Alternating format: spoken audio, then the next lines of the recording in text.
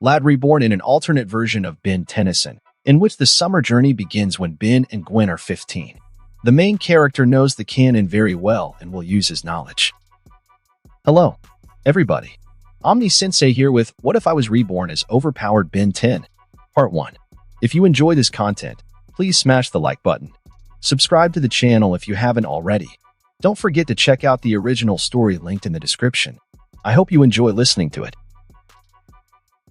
As is already clear, this story begins with that I died. I died quickly and almost painlessly. I was undoubtedly lucky with this. In short, I was struck by lightning. I didn't even have time to understand anything. Bright light, bam, and I'm dead. My life was really good. My mother raised me because my father abandoned us after I was born. Despite this, we were okay, and my mother earned enough for a good life. Everything went on as usual. First was kindergarten, then there was middle school, and finally high school. I did not study well, but I was above average. I was an absolute zero in sports since I spent all my free time on my hobby. I was watching movies, TV shows, and cartoons. Then, when I was older, I got hooked on anime. When it became difficult to look for a new title, I read manga. After that, I switched to light novels and fanfictions. When I was 16, my mother died of cancer. It was pretty hard, but I could cope more or less and continued to live on, already alone. I was lucky to have an apartment to live in, but I had to look for a part-time job, which caused problems with my studies, as I skipped school to earn money. In the end, I could not get a diploma and had to stay for an extra year at school. But since my grades fell, it was not possible to go to higher education. Fortunately, I could go abroad, where I found a job with a good salary. And so, one day, I was walking from my new job to my apartment when a lightning strike happened. Since then, I have been a ball of energy and endless darkness. I swam here for quite a long time, and it feels like it's been about 20 years. It was outrageously dull. The only thing that saved me was viewing my memories, which was unexpectedly easy to do since there were no physical restrictions in the form of a mortal body. And I kept waiting for some supreme being to appear who would send me to another world, as in all these reincarnation stories. And it seemed it would, although it could have hurried. In an instant, I was in darkness, and now I was in a white room with only a table and 2 white metal chairs. A charming girl of about 20 years old sat at this table, with blonde hair and golden eyes. Her body was scorching, with large breasts and a wasp waist. The backside, unfortunately, was not visible, but I'm sure that it was also on top. Now, this girl was reading some papers and ignored me. I decided to wait until she finished because she had a full face, which was adorable. Only someone like her can expect such beauty. And after 30 minutes, she put down the papers and looked at me for the first time, saying, "Thanks for waiting. So, as you probably already figured out, you're dead. I apologize for spending 20 years in the void. It happened because I lost you and could not find you later. Fortunately, I was still able to see you. First of all, let me introduce myself. My name is Elsa, and I am the judge of the gods. I solve all issues related to the gods' punishment for their mistakes and irresponsible actions. If you have any questions, you can ask me now. Why am I here?" I asked quite calmly, trying to find out the preliminary information. During the 20 years spent, as it turned out, in the void, I had already managed to go through all the stages of denial 10 times and had long ago come to terms with the inevitable. Nothing was holding me back in the past world, so it's a slight loss. This is directly related to your death. The lightning that killed you was unusual, and it was divine punishment. Elsa folded her hands under her chin. "Why was the divine punishment thrown at me?" I asked in surprise. "Actually, it wasn't meant for you. As I said earlier, I am the judge, and this lightning was intended for a god who committed many crimes because a force hit him in the head, and he felt unpunished and omnipotent. Punishment exists for such gods, and I decide on its use. When the runaway god realized that he wasn't all that powerful compared to me, he tried to escape and arrived in your world. When the punishment was supposed to apprehend and kill him, he covered himself with you and escaped. But not for long, since the second divine punishment destroyed him." Elsa finished explaining, looking at me with an apology in her eyes. She seems to be sorry. And what happened to me after? I'm interested. Well, at least they apologized. Otherwise, they could not tell. You were the first human to be hit by divine punishment, so I didn't know what would happen to you. I started searching your soul and eventually found you in the void. It was the last place I looked for because you shouldn't be there by all loss. The judge said thoughtfully. Why? There is nothing in the void, and there shouldn't be. That's why it is emptiness. In the beginning, there was nothing. Then the primal elements were born. But after they left, there was only emptiness for countless eons. When you arrived, the void should have erased you, but you not only managed to survive, you somehow were able to absorb the power of the void into your soul, because of which it evolved and has become limitless. Elsa announced in a solemn tone, even slightly glowing. What does it mean? I asked, leaning forward a little. Now the fun begins. It means that if I give you a chance to develop, you will not only be able to become a god, but you will also be able to enter the rank of the creator or even receive power equal to the primal elements. Elsa said, I have good prospects, I must say. It's hard to imagine, but it sounds great. And what will happen to me next? I asked the most important question for today. Because I am guilty before you, I will give you this chance to develop. I will grant you 3 wishes, but they will be limited because, with your unique soul, any help from me can only harm you. After, I will send you to a new world of your choice, where you will begin your journey, said Elsa, what I wanted to hear so much. As expected, this is a classic Isekai story. What does unique soul mean? I finally asked. You are the first being in the Omniverse who could absorb the power of the void. When you get strong enough, you can use it. No one knows what will come of it, but it is clear that you have huge potential. Are there any other questions? Of course, there are. After all, it's not every day you meet a goddess, but I don't think it's up to it now. I replied, nodding at my words with a slight smile. Elsa said, that's right. It will be better if you find out everything yourself in the future. It will be more interesting that way. Now I will give you time to consider your wishes. After hearing the last words of the goddess, I nodded and then thought deeply. It took me 3 whole hours to decide what I wanted. Still, this is an important decision that will determine my future life, and I can't be too hasty. I decided. I finally said, looking up at Elsa, who had been busy with documents all this time. Great. I'm listening. Elsa raised her head from the papers, said the judge of the gods. First, I want to get super intelligence at the level of Reed Richards or even more. Is it possible? I asked hopefully. Still, most of my plans are set with this. No problem. When you are reborn, your IQ will be 270 on an IQ test. With this, you will gain eidetic and photographic memory, and your reaction and perception will be increased to match the speed of your thoughts. Elsa suggested. That's not the maximum, right? Will I be able to develop further, through training, for example? I asked. Of course. Consider this your starting value in statistics. Elsa said with a smile. Fine. Then the second desire. I want a body that will have the possibility of infinite development, just like my soul. I want this body to be completely free of impurities and genetic defects. Also, I want the body to have automatic protection that would destroy all harmful substances while maintaining all the benefits. For example, if I use some super soldier serums, my body will remove everything unnecessary while retaining all the benefits. I formatted my second wish. It didn't work out very well, but I think the meaning is clear. It will be allowed, but for this, you will need to saturate your new body with the energy of your soul. It will even be better, thanks to the aspect of the void. This process is incredibly difficult, but I will help you with this. Do you have any wishes for appearance? Elsa thought for a moment. Black hair and dark blue eyes, handsome face, 190 centimeters tall, and a professional athletic build. I said quickly, certainly. So, what's your last wish? Elsa asked, writing down everything I said. 100x learning rate was my immediate response. I can't give 100 times, a maximum of 40 times. Do you agree? After a second of thought, the girl said, yes. I agreed without hesitation. It is better not to be impudent and take what the judge has given. Now, decide where you want to go. I can give advice, start with a weak world, but with great opportunities to gain strength. Elsa said, crossing her arms under her impressive chest. I've already thought of everything. I want to go to one of the alternative worlds of Ben 10, if possible, like Ben Tennyson himself. I said, I know, not a typical choice, but what the creators of their animated series have not mixed into this universe. Magic, technology, aliens, and even gods. It's practically the Marvel universe, only at the minimum. But the Ben 10 universe is much safer and more structured, and getting superpowers is much easier, especially with my desires. In addition, this is my favorite cartoon from childhood, and I am well versed in lore and events. And thanks to the time in the void, I now remember all this very well. Good choice. With your new intellect, you can go far there.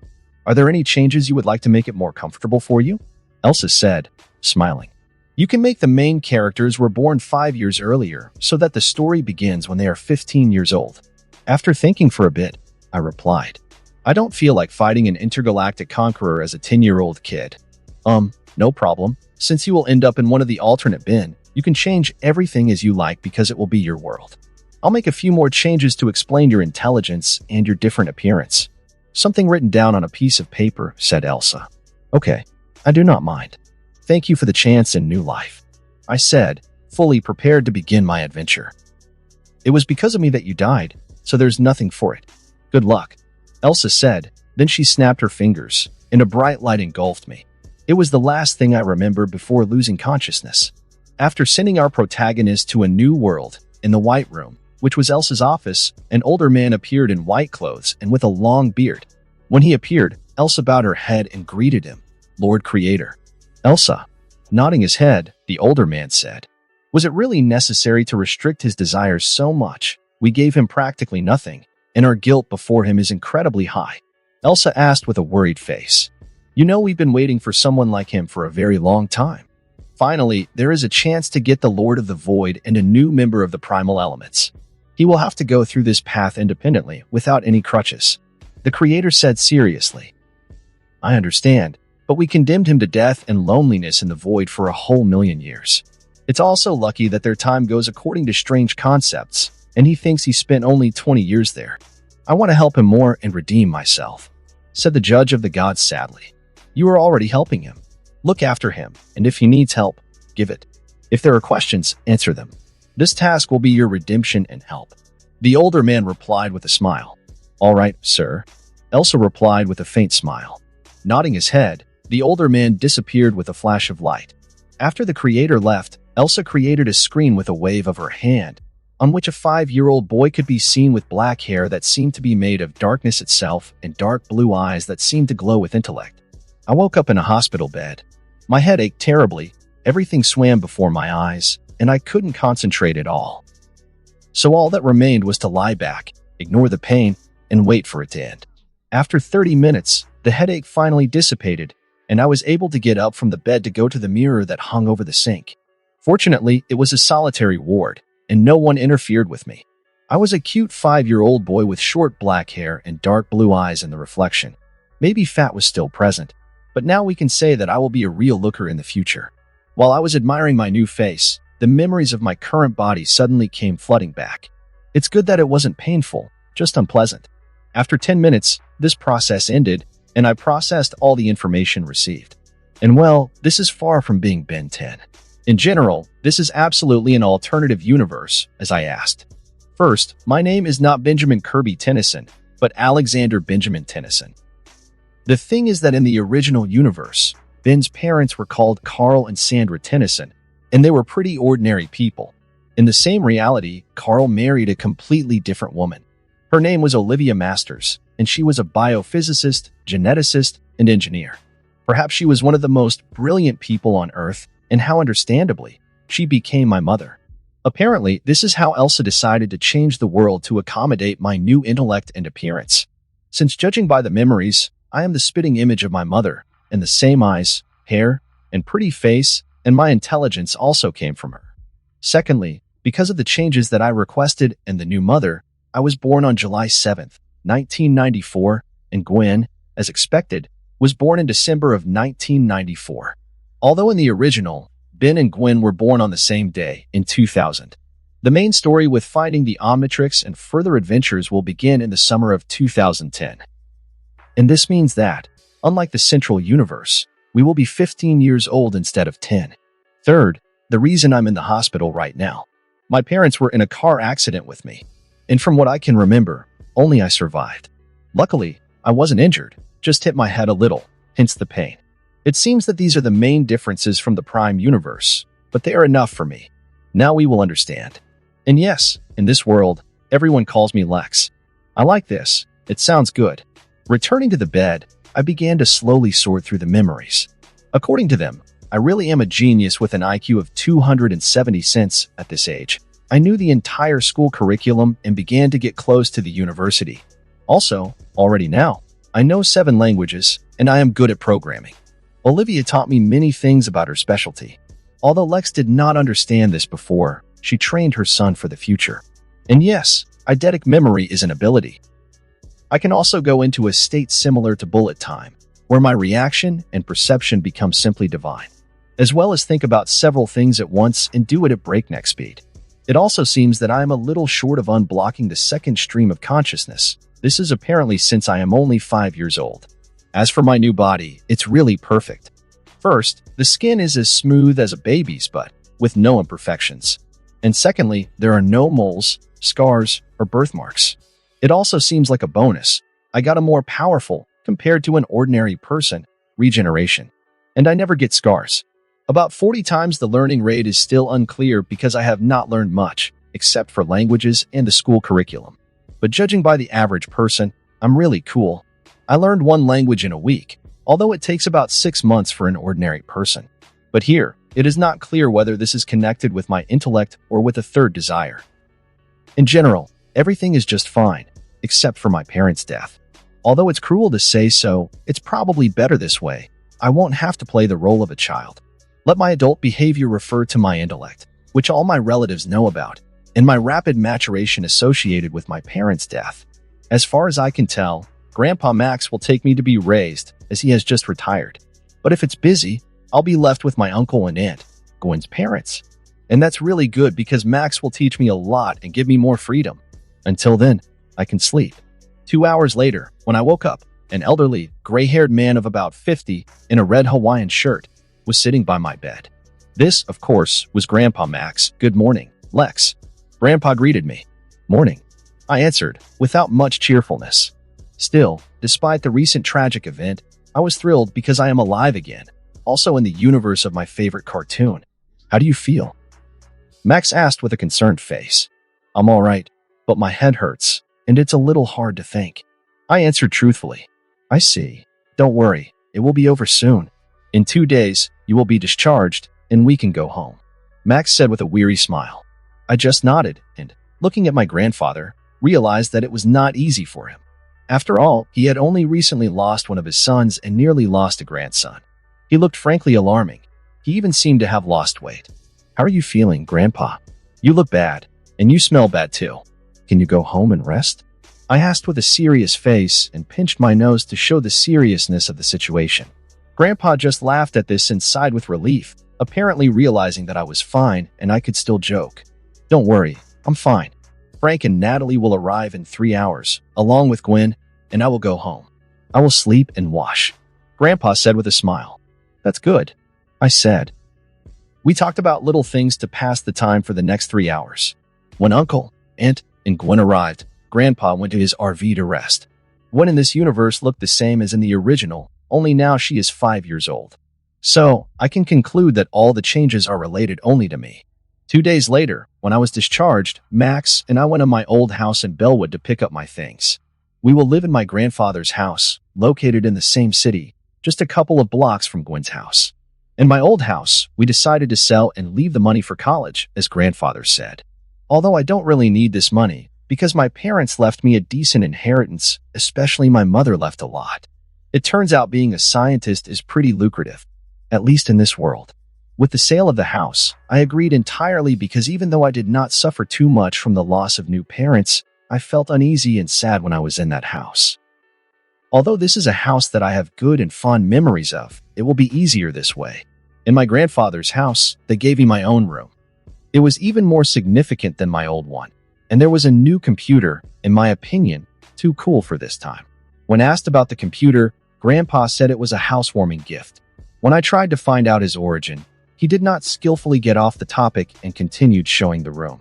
As I later realized, the computer was assembled using alien technology. After that, we visited Gwen's home and had dinner with the family.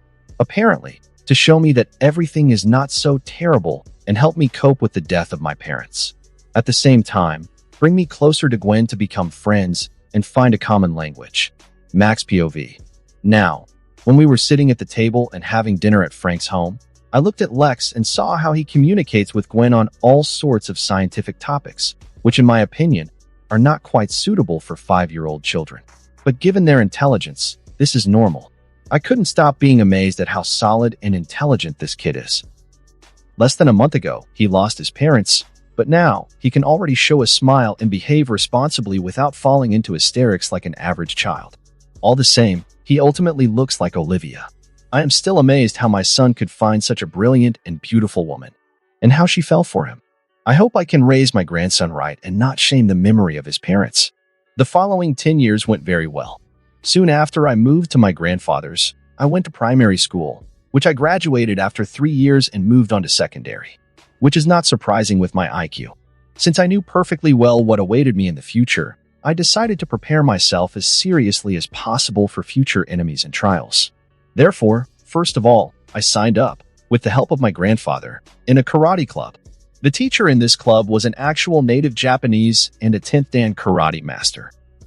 I was engaged in this club for only 2 years, but despite this, I was able, unofficially, of course, to get the 6th Dan.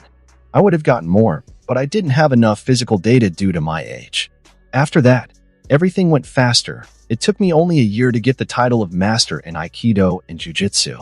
Over the next year, I was able to master Muay Thai, Wing Chun, and Taekwondo.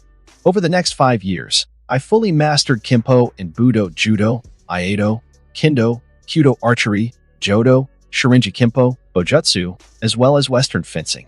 And over the past 2 years, I have been able to fully master Tai Chi and Qigong. I also dabbled in boxing, Sambo, kickboxing, capoeira, wushu, and Arnis, a Filipino martial art. Still, I did not spend much time as many martial arts have similarities. Thanks to my high intelligence quick reaction with my perception, I was able to mix these arts into a new and unique, where there are techniques from all the martial arts I know and create my own style, like the one that created Batman. But unlike him, I have neutralized and non-killing techniques and deadly ones that can kill in one move. The basis of my style, which I never gave a name to, strikes into vulnerable spots to quickly take the enemy out of combat. Still, there are also enough defensive positions and techniques using a sword, bow staff, and some other types of weapons. I am also good at throwing weapons and shurikens, kunai, and throwing knives, which I prefer most, and I always carry a couple with me. To keep my body in shape, for all these years, I have been doing jogging, swimming, and light gymnastics to develop all muscle groups and not turn into pitching, but have dense, strong, but compact muscles. Well, for the soul, I played soccer. Thanks to 10 years of hard work, I was able to turn all my muscles into pink fibers, which is an incredible result in my 15, almost 16 years. I was able to accomplish such a feat only thanks to my 40-fold learning rate, the peculiarities of my body, and incredible diligence. I just won a huge number of competitions most of the time. I no longer have enough space for awards. I had to take all of them to the attic so that they would not get in the way. As for my studies, it was pretty simple. At the age of 11, I graduated from middle school, and at the age of 15, before the start of the holidays, I graduated from high school. I could have done it earlier, but I decided that this is the ideal time, so I will have more time to focus on the aliens and the omnitrix. As for my actual knowledge, here I need to tell a story that happened 6 months later, after my move to my grandfather's house. As I know, my grandfather is definitely not an ordinary person. He is a former cosmonaut and the plumber of space. He could become the first person on the moon. Still, he chose to be a space police officer and seriously succeeded, and became an absolute legend among people and aliens alike. It was to him that the omnitrix was initially intended. But of course, I could not officially know this and therefore decided to achieve his recognition. My plan was pretty simple.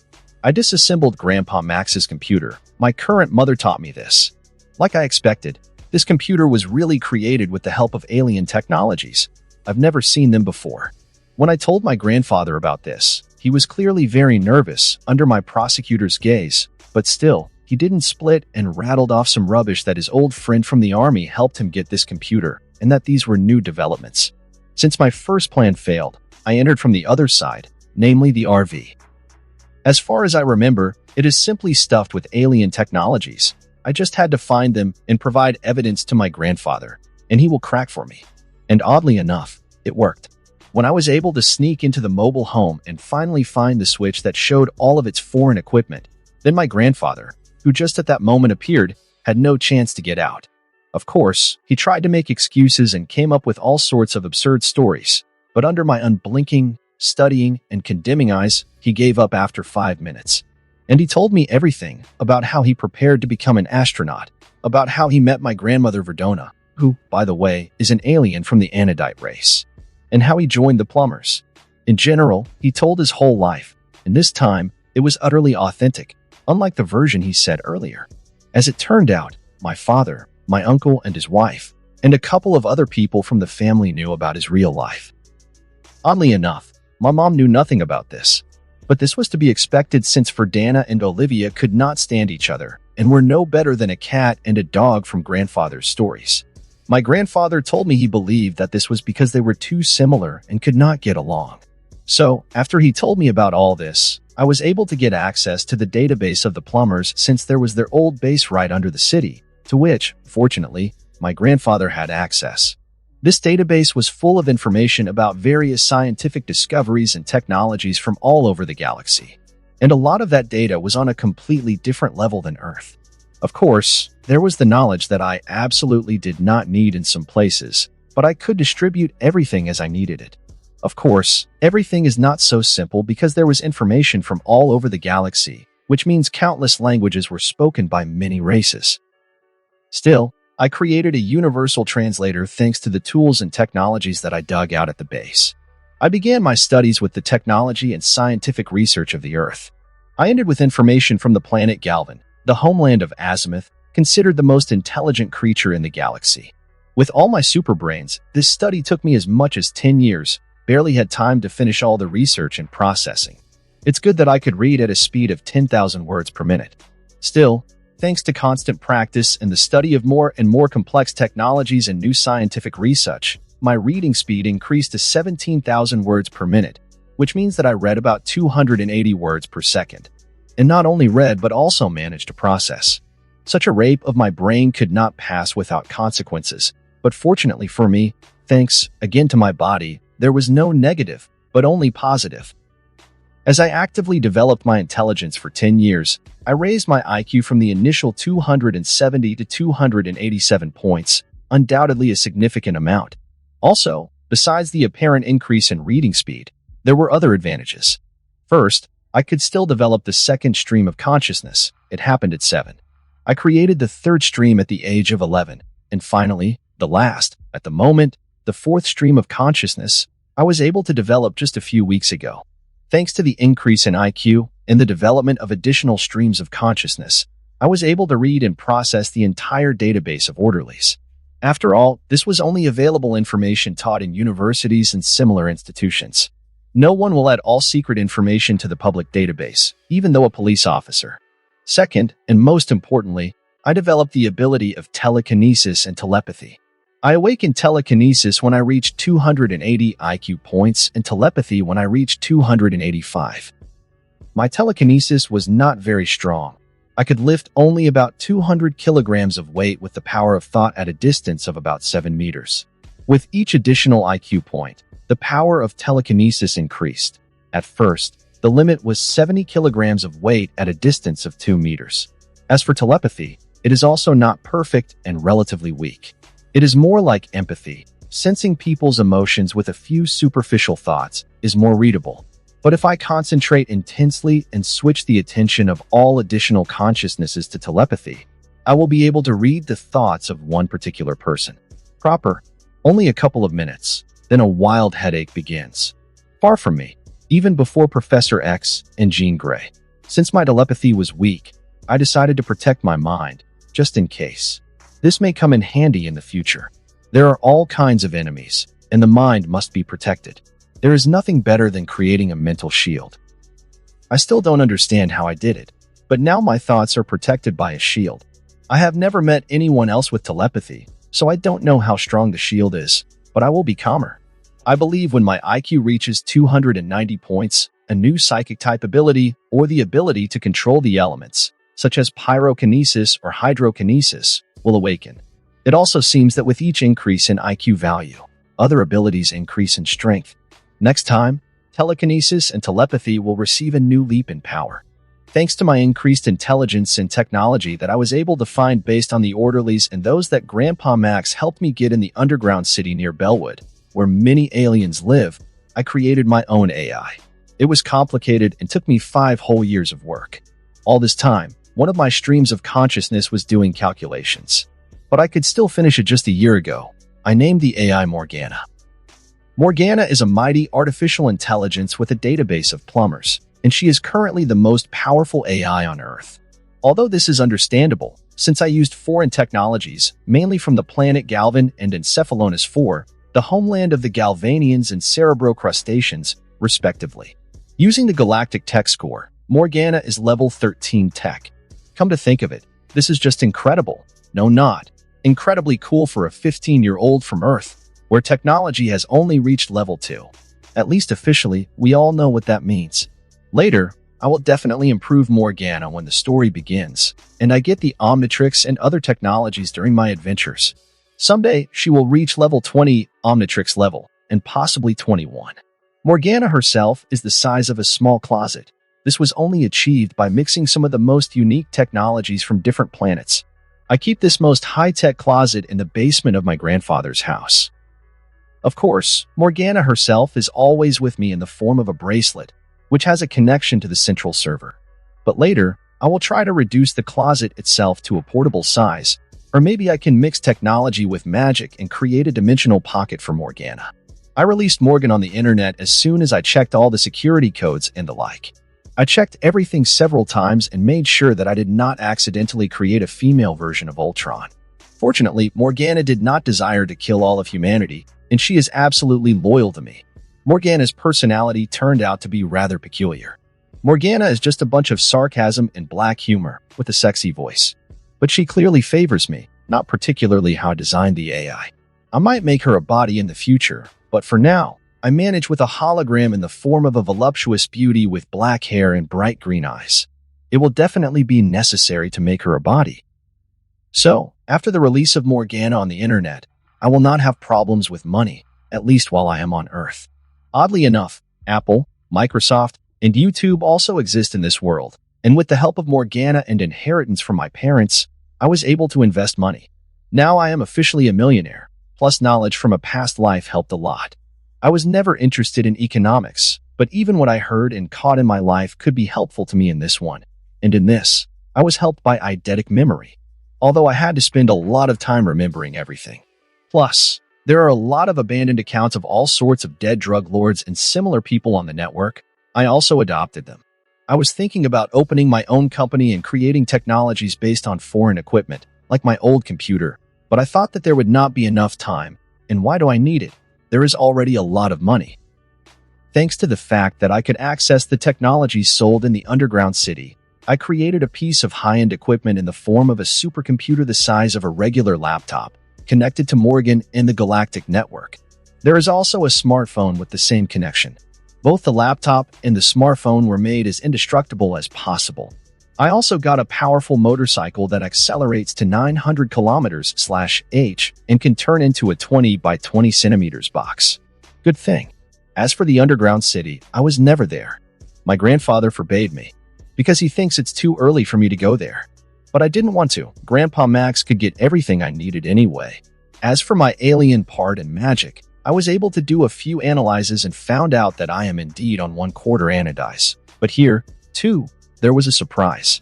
Looks like Olivia, my current mother, wasn't entirely human either, and she, too, was a part of an alien race unknown to me. To be more precise, either her grandfather or her grandmother, I do not know for sure, were aliens. So it turns out that they're also 1/4 not human. This means I am on 1/4 anodite, on 1/8 some unknown alien, and everything else is human. Apparently, thanks to this 1/8 part, I got psionic abilities in the form of telepathy and telekinesis. It also turned out that things are not so simple with the human part. Based on the analysis, I am human but unusual. Apparently, this is due to my unique body. I can be called a high human because I have no impurities, genetic defects, and other nasty things that ordinary people have. It seems that I could awaken Mom's alien legacy only because of this. As for magic, I just didn't have time, and I had absolutely no time to search for books on magic or a teacher. Fortunately, Unlike the original Ben, I awakened Anodyte's legacy. All I could do was feel the mana in the body and start moving it through the body. In the future, this will be useful to me. As I understand it, it increases control.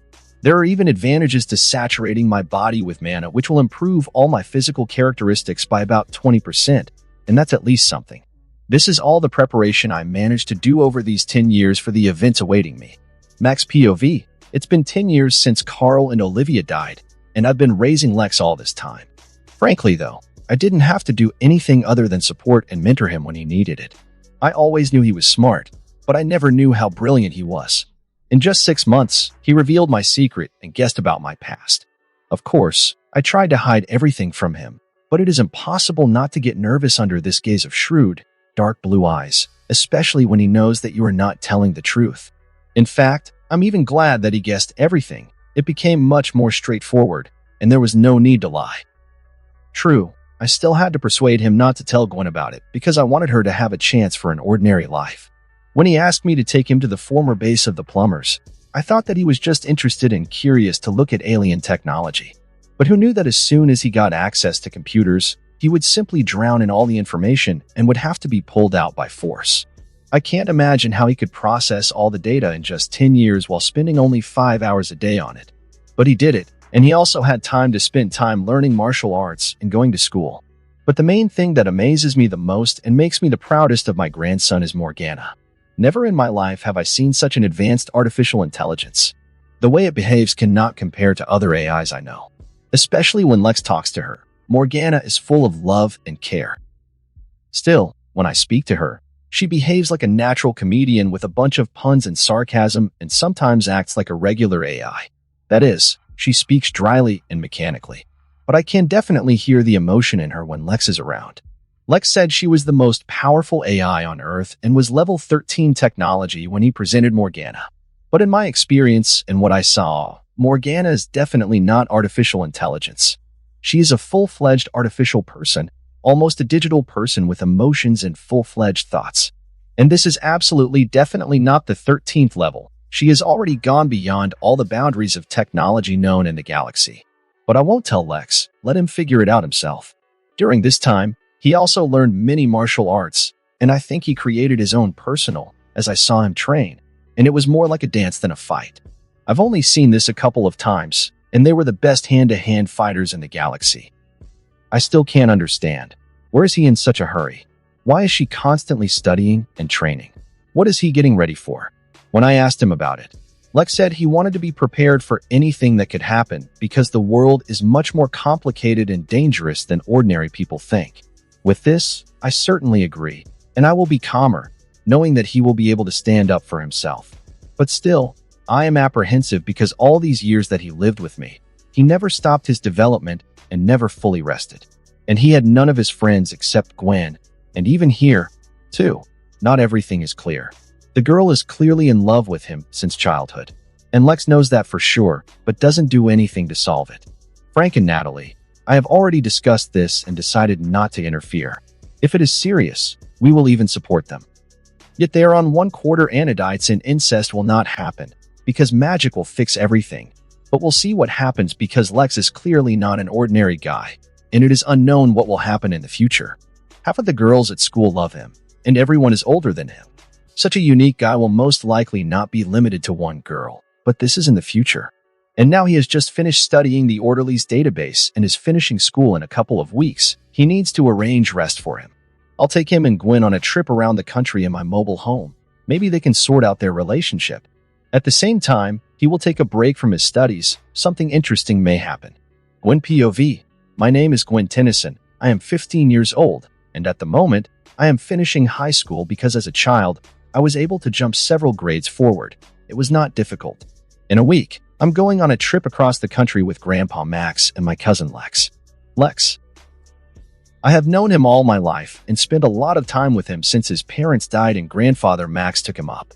I know that he is a brilliant person, although I am also considered intelligent. I am finishing high school, and he is a graduate. He was always better than me in everything, both in sports and studies. Even so, he never became arrogant or bragged to me.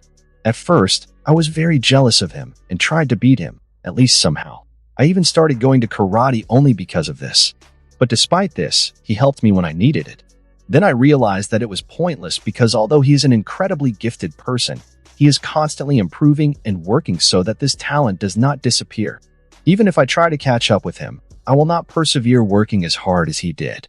And when I realized this, at the exact moment, I felt very good with him because it is delightful when there is someone as caring, intelligent, and strong as he is nearby. And at that moment, I realized what I was missing. I fell head over heels in love with my own cousin. Although this is not surprising because half of the city wants the same. At first, I denied it and tried not to pay attention because we are relatives. But then my mom asked me how I felt about Lex, and I burst out. I told my mother everything. Unexpectedly, she said that the family would support us if these were serious feelings, which was undoubtedly strange, but I was thrilled. But I did not dare to talk to him about it. I have been trying for more than a year, but nothing works. I hope we can have a good conversation this vacation. At the same time, I also find out what this secret is associated with grandfather, which the whole family seems to know about, except me. And now I need to pack for our trip around the country because tomorrow my grandfather will pick me up and our summer together will begin. Third POV. June 1st, 2010. At the moment, a handsome 15-year-old guy with glasses, black hair, and dark blue eyes, 175 centimeters tall, came out of the main entrance of Bellwood High School. He was dressed in a striped black and blue short-sleeved shirt, black jeans, and sneakers. He carried a backpack on his shoulder. Judging by his body, one could say that he was an athlete because, despite the shirt, you can see his powerful muscled physique. This guy was our main character, Alexander Benjamin Tennyson, or just Lex. Just now, he officially graduated from school. It remains only to wait for the results of the exams, which will undoubtedly have the highest scores. Lex was now walking towards the school parking lot, an old beige mobile home. But don't be fooled. Despite the shabby appearance, this bus was just crammed with various alien technology. This RV belongs to the former plumbers of the space, the hero of the Earth, and just a great man. This man's name was Max Tennyson. He is the grandfather of our protagonist and his guardian. This summer, Grandpa Max decided that Lex needed a break from his studies and decided to take a trip around the country in his RV. He decided that this would help Lex relax before going to university and help his relationship with Gwen. Max hoped that they could all have fun and carefree, but to his most profound regret, for him, this was not destined to come true because fate had long been decided, and this summer will be the most unusual in the life of the three Tennysons. When Lex approached the bus, an elderly man in his 60s got off, wearing a red Hawaiian shirt with a beer belly. As soon as he saw Lex, he smiled warmly and greeted him.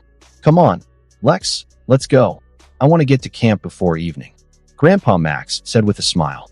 "All right, grandfather," answered Lex and quickly walked to the bus. He saw a beautiful 15-year-old girl with green eyes and red hair pulled back in a ponytail when Lex went inside. It was his cousin, Gwen. When Gwen saw Lex, she immediately threw herself into his arms and greeted him with joy in her voice. "Hey, Lex, good to see you." Hugging her brother, Gwen said with a smile. "Nice to see you too, Gwen," Lex said and hugged her back. When the hugs ended, they sat down on the sofas opposite each other and continued the conversation. "So you're glad you're coming with us?" Lex asked as he sat down on the couch and kicked off his backpack. "Highly. I hope this will be a good trip, and we will see a lot of exciting things," Gwen answered with a happy smile. "No doubt. And so it will be," said Lex's cousin, smiling mysteriously. Looking in the rearview mirror, Max smiled as he saw the interaction of his grandchildren and started the bus engine, after which he hit the road out of town. After 20 minutes of driving and talking with Gwen, Lex decided to rest. After informing his sister about this, he went to bed, where he fell asleep 10 minutes later. Gwen, however, moved to the front seat of the bus and began to look at the road, enjoying the view. 3 hours later, when the bus stopped at a gas station, Lex woke up. Stretching sweetly, he got out of bed and went outside, where he saw Gwen standing and drinking lemonade. Lex walked over to her and said, "Gwen, let's go to the store and buy provisions for the next couple of days. You know the specific taste of grandfather. I'm already used to this and ate all kinds of things while I lived with him, but you're not used to that," Lex said in all seriousness. Hearing Lex's words, Gwen turned pale and nodded her head sharply, agreeing with her brother's thought. After buying everything they needed, primarily long-lasting food, they headed back to the RV. After 5 minutes, Max finished refueling the bus, hitting the road again. At that moment, when our heroes had just begun their journey, a battle of two spaceships was taking place on the border of the solar system. The giant ship, led by Vilgax, continued its pursuit of the smaller vessel, now carrying the Omnitrix. Vilgax, representative of the Chimera Sway generous race, warlord and conqueror of 10 worlds, ruler of the planet Vilgaxia. He has been hunting the Omnitrix for a long time to get an army of aliens of different types and continue his campaign of conquest. Vilgax's ship attacked another ship but received a retaliation attack. His ship was damaged by 20%, as one of his soldiers reported to him. To the soldier's words, Vilgax replied, "I want to achieve my goal.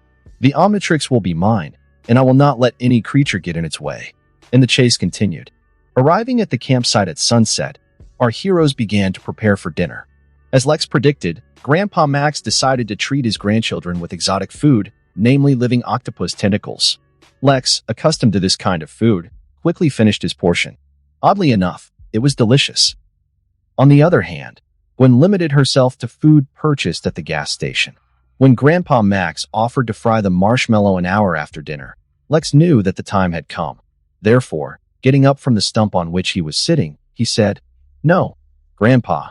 Thanks, but I don't want to eat sweets for the night, and I'd instead go for a walk in the woods before bed." Gwen wanted to join Lex on the walk, but he barely persuaded her to stay. So, he went for a walk in the forest, which will change his whole life, which he has been waiting for the last 10 years. The ships were approaching the Earth, and still continued their pursuit. Vilgax's ship was still attacking the Omnitrix ship, hoping to incapacitate it. Finally, a laser beam from Vilgax's ship hit the rear of the small ship, knocking out the engine. Almost celebrating his victory, Vilgax wanted to go after the Omnitrix. Still, unexpectedly, the enemy ship attacked from a hidden weapon and destroyed the command bridge, where Vilgax was currently located. Unfortunately, Vilgax survived but was seriously injured. It will take several weeks to fully recover. Due to the malfunctioning systems of the Vilgax ship, he fired his most potent attack and destroyed almost the entire small ship. Before the complete destruction of the ship, the pilot managed to send the Omnitrix to Earth in a small capsule. The pilot himself was also able to evacuate. Having already walked half a kilometer into the depths of the forest, Lex looked into the sky and waited for the capsule with the Omnitrix to appear. 5 minutes later, a shooting star appeared in the sky, which abruptly turned from its path and began to fall directly into Lex. Expecting this, Lex quickly ran away from the landing site and dodged all the fragments of the Earth. After waiting a couple of minutes for the capsule to cool down, Lex descended into the crater. When he approached her, the capsule opened. In it, one could see what Lex had been waiting for, what he was preparing for, and putting all his strength into to get the result. It was a space clock called the Omnitrix. Unlike what Lex had expected, the clock was not bright green but dark blue. This once again proved the difference between this reality and others. Finally making up his mind, Lex held out his right hand to the clock, and as he expected, the watch itself pounced on his hand. But what he did not expect was a wild pain in this very hand. It felt like 1,000 microscopic needles were digging into his arm. When the pain stopped, the Omnitrix emitted a bright, blue light. Having finished the end of the world, the clock emitted a sound indicating readiness for work. As soon as the clock gave off its signal, I looked at it carefully. The Omnitrix looked more like a bracelet, not a watch, with the emblem of the plumbers of space. But instead of bright green, the symbol was dark blue. With excitement, I pressed the button under the dial with a trembling hand. As I did that, the dial of the Omnitrix popped up and changed from the plumber's sign to the silhouette of an alien. The first silhouette clearly showed a heat blast or an alien from the Pyronite race. Since I was in the woods right now, turning into this hero would be absolutely stupid. Moreover, at first, I wanted to check all the aliens available to me in the Omnitrix. In addition, I still have time since I need to wait for the Vilgax robots to appear to immediately destroy them and not let them make a mess here. Turning the dial to the left, another silhouette appeared, belonging to Tetramand or the Four Arms. Then there was the silhouette of Petrosapien, the hero who was called Diamond Head, although it consists of a different material, but who cares? The next was XLR8, representative of the Kinesillaran race, who specializes in speed. The fifth silhouette on the dial belonged to an ectoneurite, ghost freak, named Zayskur, who at the moment can still resurrect from the amount of his DNA in the Omnitrix. It will be necessary to deal with this later, otherwise, it will create more problems. I would not like to lose such a solid and promising alien. The sixth in a row was the wild mutt. It was just a big, blind, slobbering dog with a great sense of smell, and I never liked it. The seventh alien was one of the most useful in the entire Omnitrix. A representative of the Galvan race, a compatriot of the creator of this beautiful watch, a Galvan. I can't imagine what will happen if I, with my brains, turn into a representative of one of the most intelligent races in the galaxy. It will be necessary to check it out. The eighth alien is the stinkfly, and I can't say anything about him other than that he is a practical but smelly superhero. At number 9, we have Galvanic Mechamorph with the speaking name upgrade. One alien I want to become the most. And the last alien available to me at the moment is Ripjaws. Useless everywhere except water. Happy with what I received, what I had been waiting for 10 years. I turned the dial to choose the one I needed to fight the robots, but I saw not Pyronite as I expected, but a completely different alien. At first, I was shocked that there were more than 10 of them, but after that, I was overwhelmed by the understanding that everything would not always be as I expected. Need to immediately check their exact number. It turned out there are only 13 aliens at the moment. Now I'm not Lex 10, but Lex 13, and I like it. The bigger, the better. Judging by the silhouette on the dial, the 11th hero was the Apoplexian. In this form, Ben called himself the Wrath, and he clearly had problems with aggression and anger. It looks like this alien can influence the Omnitrix host and show the true nature of the Apoplexians. But as far as I remember, Albedo was in complete control of himself. I think he said it had to do with IQ. In theory, everything should be all right with me too. The 12th was the one I wanted to unblock as soon as possible because my main plans were connected with him. It was Ditto. Although Ditto knows nothing but how to create his own clones, which also feel each other's pain, he will be incredibly useful to me. And now, indeed, the very last, 13th alien. Jetray. A helpful hero, and it will definitely come in handy for me. After completing the Omnitrix check, I quickly hid behind the trees and waited for the Vilgax robot. I immediately prepared myself, chose the alien I wanted to turn into, and then waited. After 5 minutes, another shooting star appeared in the sky. Definitely not a star. This thing landed 10 meters from the capsule where the Omnitrix lay. At first, it looked like some kind of oval-shaped satellite, until after a couple of seconds, this thing released 3 legs, a pair of hands with big claws, and a head with a pair of glowing red eyes. When this robot ultimately released its shape, it turned towards the capsule. Apparently not finding what he was looking for inside, the robot put out his right hand and fired a laser beam, destroying the Omnitrix escape capsule. Just as the robot was about to fire a shot at the capsule, I realized it was time to act. Quickly raising my right hand to chest level, I slapped my left hand on the Omnitrix dial, on which you could see the silhouette of the diamond head. The place where I stood was bathed in a dark blue light. At that moment, I felt how my body began to change. From the right hand, where the Omnitrix is located, crystals of turquoise color began to appear on my body, although they should have been light green, but again a different reality. Despite the crystal growing on my body, I did not feel anything painful. The entire transformation, which by the way lasted precisely 2 seconds, I felt only a slight, almost imperceptible, tickling. I thought it would be more painful, or at least more unpleasant. When I became the alien, the robot released 2 reconnaissance drones from its shoulders, which never noticed me. There was no time to examine me, so I quickly created 2 crystal daggers from my body and threw them directly at the drones with mind-blowing precision. It was not in vain that I learned to throw shurikens and throwing knives. The daggers pierced the 2 drones and caused their destruction. The drones, by the way, exploded almost immediately, and they slightly touched the main robot with this same explosion, which was very close since the drones had not yet had time to fly far away. Wasted no time while the robot was disoriented. I ran towards it. When the robot came to its senses and noticed me, I was already at a distance of 3 meters from it. Raising his hand, he fired a laser at me, but I managed to sit down on one knee and sent the crystal needles right underground, thus creating thorns under the robot that immediately destroyed it. A second later, this robot also exploded. I had to cover myself with my hands from the blast wave, but everything was fine with me. Well, this was my first battle with a real enemy and, in my opinion, it turned out very well. It's a pity that the robot was destroyed, though. With Morgana's help, I could reprogram this thing and use it somewhere. and I could also break into Vilgax's network and steal his secrets. But I really wanted to see how I could handle my first battle. You can't undo what you've done, but I don't really regret it.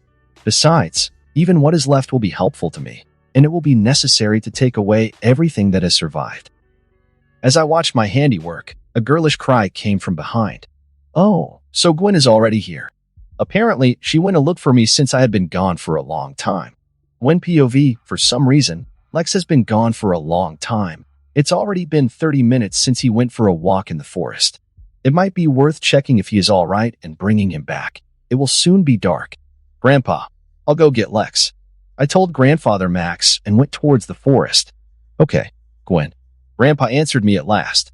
After walking through the forest for about 400 meters, I heard the sound of an explosion not far from here. Worried that something might have happened to Lex, I quickly ran towards the explosion. Soon I ran to a clearing, where you could see the trail of the landing of something that left a deep crater. Not far from the crater, I was able to see something that shocked me to the core. There was a large crystal with legs, arms, and a pointed head. He was all turquoise, wearing a tight-fitting blue suit. He stood and looked at the fire, where you could see the remains of some kind of robot. I screamed in surprise. Hearing my cry, this creature turned to me while making a crystal sound. When it looked at me, I saw its dark blue eyes and some kind of emblem in the form of a clock, of the same color, located in the center of its chest. Frightened, I stumbled back and caught on the root of a tree, fell on my ass. At that moment, this creature began to walk in my direction. When I wanted to start moving back, it began to speak in a low male voice. Don't worry, I won't hurt you. The thing said in a soothing tone. Hearing him, I stopped my attempts to move. Something in this voice seemed familiar to me. Being filled with excitement, I asked, Who are you? In response, this speaking crystal only grinned and said, Gwen, it's me, Lex. And when I heard him, I could only open my eyes wide. After all, it really seemed to me that there was something so familiar in this crystal. I almost immediately believed him because even despite his appearance, these eyes definitely belonged to Lex. But what happened to you, Lex? Why do you look like some kind of humanoid crystal? With obvious shock, I asked. At this, the alien Lex just shrugged his shoulders and said, A satellite fell from the sky, almost nailed me, and I barely had time to jump back. When I came closer, it turned out that it was some kind of capsule that opened by itself, and inside there was an alien clock. They jumped onto my hand when I just walked up. The watch seemed to be glued to my hand, and I could not take it off, no matter how I tried. Then I decided to check what it is. I pressed the button, twisted it a couple of times, and pressed it again, after which there was a flash of light, and I was already this creature. Immediately after that, a robot fell from the sky. Seeing me, he began to attack me, but I could quickly destroy him. When I started thinking about what to do next, I heard your cry, and here we are. Still, in shock from his story, I got up and tried to think over his words when I heard the noise of footsteps from behind, and Grandpa Max ran into the clearing. Max POV. 5 minutes after Gwen left for the forest, I heard an explosion. Deciding that something terrible could happen, I quickly ran to the bus, took the laser gun from the hiding place, and headed towards the explosion. When I ran, I saw fire and bits of a robot, and at the side of them stood Gwen and Petrosapien. Running up to them, I pointed my weapon at the alien and shouted, Get away from her. But Gwen stood before me, shielding the alien with her back. Grandpa, don't shoot. It's Lex, shouted Gwen. Hearing Gwen, I stared at Petrosapien in shock and noticed the plumber's emblem on his chest, only of a different color. And finally, I began to understand what was happening here. At this moment, the alien, making a crystal sound, raised his hand and slapped the emblem. After a flash of light, Lex was already standing in the clearing, with a strange watch on his right hand. Moving away from the shock, I seriously asked, Is that the omnitrix? When I asked, Lex just nodded. What is the omnitrix? Gwen asked. Now is not the time for questions. It looks like this robot was just a scout, and he was looking for a watch. And since I destroyed it, the owner of the robot will most likely send another and will do it in a place of congestion, deciding that there might be the one who found the clock. We need to hurry, Lex said with a serious face. Having considered his words, I found them logical, which means we need to hurry. So, nodding, I ran towards our mobile home. The children were behind me. Lex POV. Having reached the bus, we drove towards the parking lot, where most mobile homes stood. At that moment, Gwen asked me with a worried face, How do we destroy the other robot? Will you turn into that diamond guy again? Not in someone else, but first, you need to wait for the watch to recharge. I will quickly destroy the robot while you help people. I answered. What do you mean, someone else? Gwen asked. It looks like the watch gives me the ability to transform into different aliens with different extraordinary abilities. I became something like a werewolf with them. Only instead of a wolf, I turned into several different aliens. I said with a smile. How many aliens are available to you? Gwen asked curiously. Currently 13. At that moment, our attention was attracted by Grandpa Max, who said that we had arrived at the place. There we saw 2 robots, the same as last time. 5-meter with a tripod and red eyes. Now they walked through the parking lot and fired lasers without a target. People ran away from them in horror. Getting out of the bus, I said, go help people evacuate, and I'll go away and turn into an alien. Better not to see this. And please be careful. Grandpa Max and Gwen nodded gravely and went to help others at my words. And I ran to the side a few meters and hiding behind a tree, I began to choose the alien. Determined quickly, I slapped the omnitrix. 2 seconds later, I turned into an upgrade, in my opinion, the most optimal hero at the moment. I looked like an ordinary galvanic mechamorph, only I was somehow smooth and straight shining, with a white belly with a bluish tint. And all the lines were blue with a round eye on the muzzle, and the blue omnitrix mark was on the chest. After running out of hiding, I went to the robots. I was lucky. Just at that moment, one of them turned his back on me. Wasted no time. I jumped to him, and, spreading out in a puddle, clung to the robot's legs. Stretching out to its full size, I took complete control of it. Immediately improving and adding more guns, I went to another robot. All this action took me 5 seconds. Stopping near another Vilgax robot, I immediately opened fire on him. After a couple of seconds, no trace remained of this thing, and it finally disappeared in the explosion. While all the spectators were in shock, I absorbed my robot, becoming a regular upgrade, and ran towards the forest. Then I can use this form whenever I want. I don't understand why Ben never did that. It happens instinctively. Having reached the forest and hiding, I slapped the omnitrix and, again becoming myself, went to the bus. Gwen and Grandpa Max came to a couple of minutes after me. Gwen immediately rushed to hug me and said with delight, Lex, that was so cool. You came and swallowed one robot, immediately destroyed another, and fled. You did everything in less than a minute. Gwen is right, Lex. It was quick and efficient, and nobody even had time to get hurt. You did everything right. Max said with a smile, patting me on the shoulder. I'm glad you liked it, but let's return to our clearing and go to sleep. Today I am exhausted. I answered with a tired smile. At this, Grandpa Max nodded and sat behind the wheel and drove us back.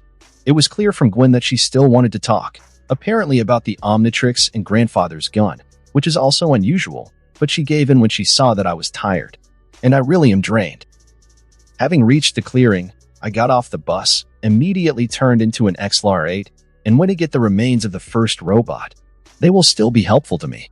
The robot that I absorbed is already useless because, having improved it, the upgrade cut off all connections with the Vilgax network, and now I cannot steal all of its data.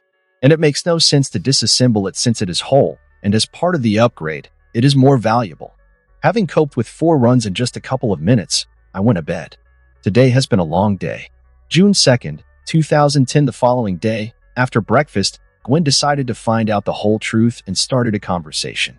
So how do you know the name of this watch and what kind of pistol it was from grandfather? Gwen asked us with a severe face. Having exchanged glances with grandfather, we had a mental conversation and, sighing with resignation, decided to tell everything. You see, Gwen, this has to do with my job. Grandpa began his story. But you worked as a simple plumber. You often talked about this when we were little. Gwen said doubtfully. I did work as a plumber, but not an ordinary one. I was a plumber of the space, answered Max. What kind of plumbers are in space? Gwen asked, just full of curiosity. This is an intergalactic law enforcement organization that protects planets in the universe from various alien threats and attacks. In fact, the Cosmic Police, answered the grandfather instantly. And all this time, you knew that aliens exist? Gwen asked in shock. Yes. I have been a plumber for 40 years and have worked with many aliens to protect the Earth on more than one occasion, said Max with apparent nostalgia in his voice. He clearly misses his old adventures. You lied to us all this time that you're an ordinary person with a typical job? Gwen asked angrily. In fact, many family members know about it, but we usually don't discuss it because it's a sore subject for your father. I spent little time with him and his brother when they were children because of work, said Max, wincing a little. What? Why didn't anyone tell me? Gwen roared, starting to walk back and forth angrily. I decided to take the floor, otherwise she would soon pounce on grandfather. Calm down, Gwen. We didn't tell you about this because we wanted to protect you from this world and give you a chance for a normal life. Did you know everything? With a noticeable chill in her voice, asked Gwen. Yes, but no one told me anything. I realized many inconsistencies in my grandfather's stories and began to suspect him of leading a double life. At first, I thought he was some kind of government agent. While looking for evidence of this, I found all the alien equipment hidden in the bus. After that, grandfather had no choice but to tell me everything because he knew that I would not calm down until I found out everything. I said in a calm voice. And why then, you did not tell me anything? Gwen asked with resentment. I wanted to. I really wanted to. But I was forbidden to do it. Everyone thought it would be better this way. Yes, and this decision was made by your parents, and I did not want to go against them. But in my opinion, it was not very smart when you look at our origins. I drawled thoughtfully. What does our origin mean? Gwen asked with interest. It has to do with our grandmother. I answered. Then the grandfather continued to speak. You see, Gwen, 40 years ago I was going to become an astronaut and fly to the moon. But not long before that, I met my first alien. One day, when I was driving home, a spaceship crashed near me. Just before the ship's explosion, I managed to save the pilot. This pilot was Verdona, your grandmother. But that means, Gwen said in shock. Yes, later I married her. And you and Lex have alien blood flowing in you, Max said, nodding his head. But why are we not different from people? Gwen asked, overcoming the shock. It has to do with the race of Verdona. She is Anodite. In fact, she is an entirely energetic being consisting of magical energy, but she can take the form of a human. Ordinary people are often born from such a marriage, like your father's. And very rarely, a person is born with the gift of heaven. This means that they can use magic and become magician, and later discard their humanity and become a full-fledged Anodite. Max said with a serious face. Do any of us have a gift from heaven? Gwen asked anxiously. I do not know this, answered Max. Actually, I know. I put in my 5 cents. At this, grandfather and Gwen looked at me in shock. But ignoring their astonishment, I continued. You see, Gwen, when I found out about the plumbers, I persuaded my grandfather to take me to their old base. There was a computer with the entire database of the plumbers. For the last 10 years, I have studied this data and learned a lot of exciting things. In the end, I ran a couple of tests on my blood and yours, and I learned something. Well, what did you find out? Gwen asked eagerly. And what did you learn? Simultaneously with her, asked Max. About you, as grandfather said, you are on 1/4 Anodite. There is a 90% chance that you have a gift from heaven based on tests. If you practice magic, then you will definitely become a strong magician, I said with a smile. In fact, I did not conduct such a test, and I'm not sure if there is one at all. I just knew this, so I decided to please her and spur Gwen to the study of magic. Gwen only squeaked happily at my words and hugged me, and Max just looked at me in surprise. So what about you? Recovering from surprise, asked the grandfather. After his words, Gwen let me go, sat down in her seat, and waited for my answer. With me, everything is more complicated. As I found out, my mother was also not an ordinary person, and she was an 1/4 alien of a kind unknown to me.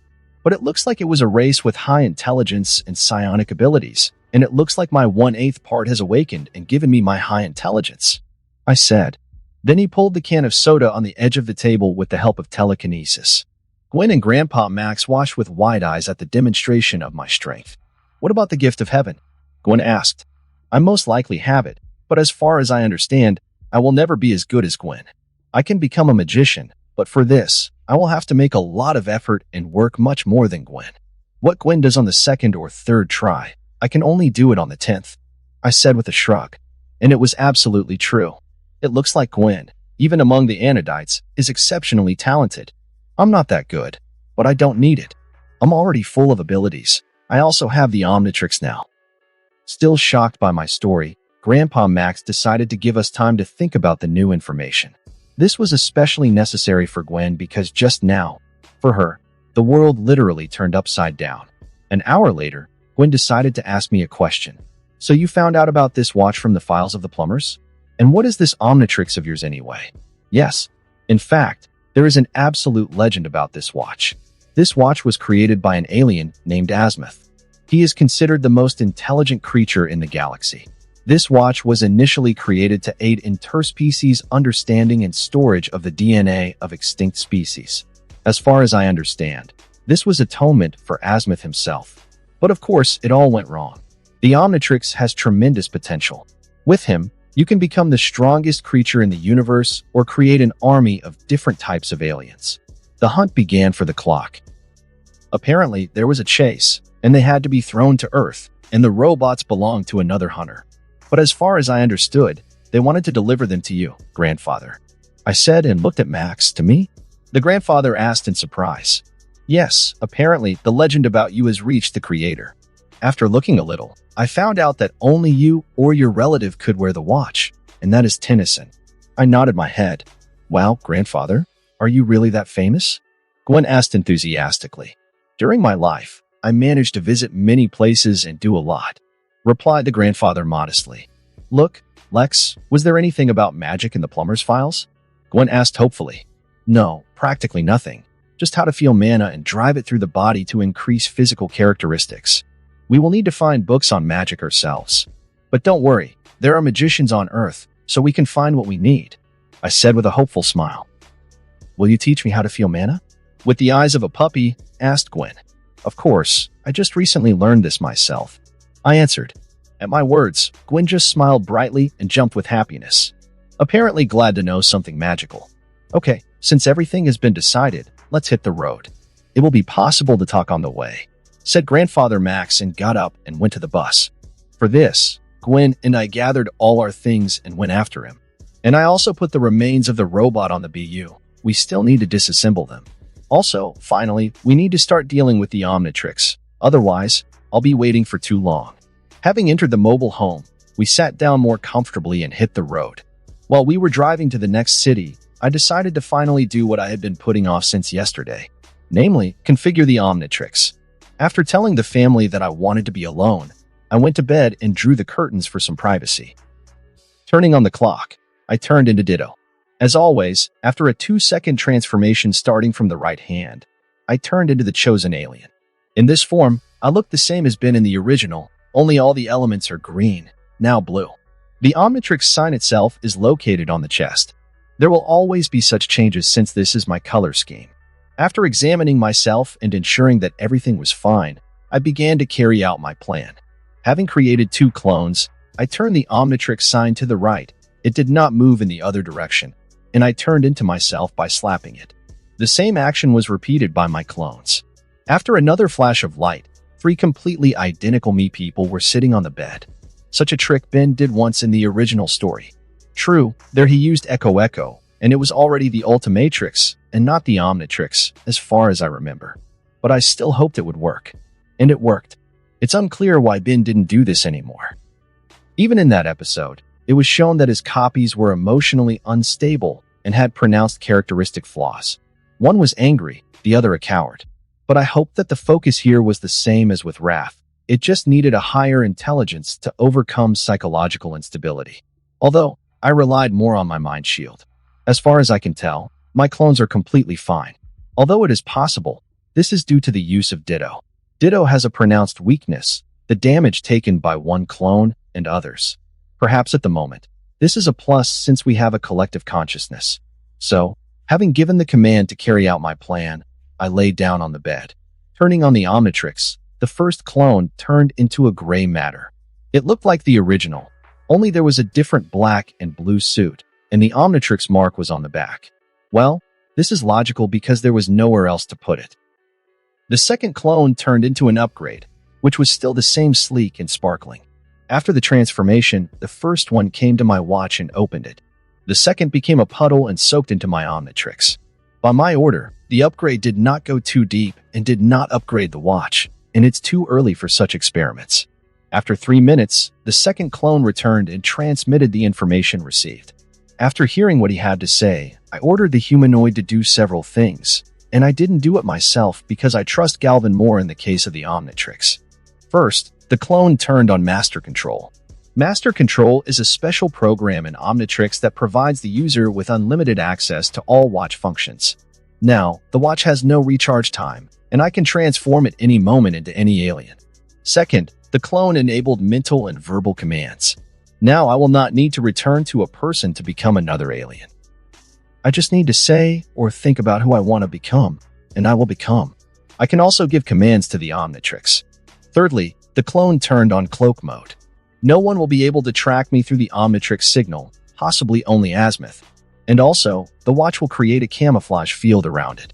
Now, everyone will see not the Omnitrix but a black bracelet with blue stones on it, somewhat similar to Morgana's bracelet. As soon as the battle begins, the disguise will subside. After that, I ordered the clones to turn off the transformation. 3 of me were sitting on the bed again. Now we all together again became Ditto, me with the help of a mental command, and clones in the old-fashioned way. Having become Ditto, I dispelled the clones and turned into myself again. The first thing I did was check myself, and everything was normal in terms of physiology and the psyche. In fact, this caused wild relief because, despite all my intelligence, I was very nervous.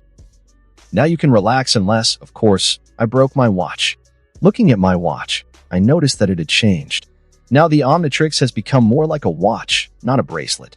The watch strap has narrowed and acquired a white line.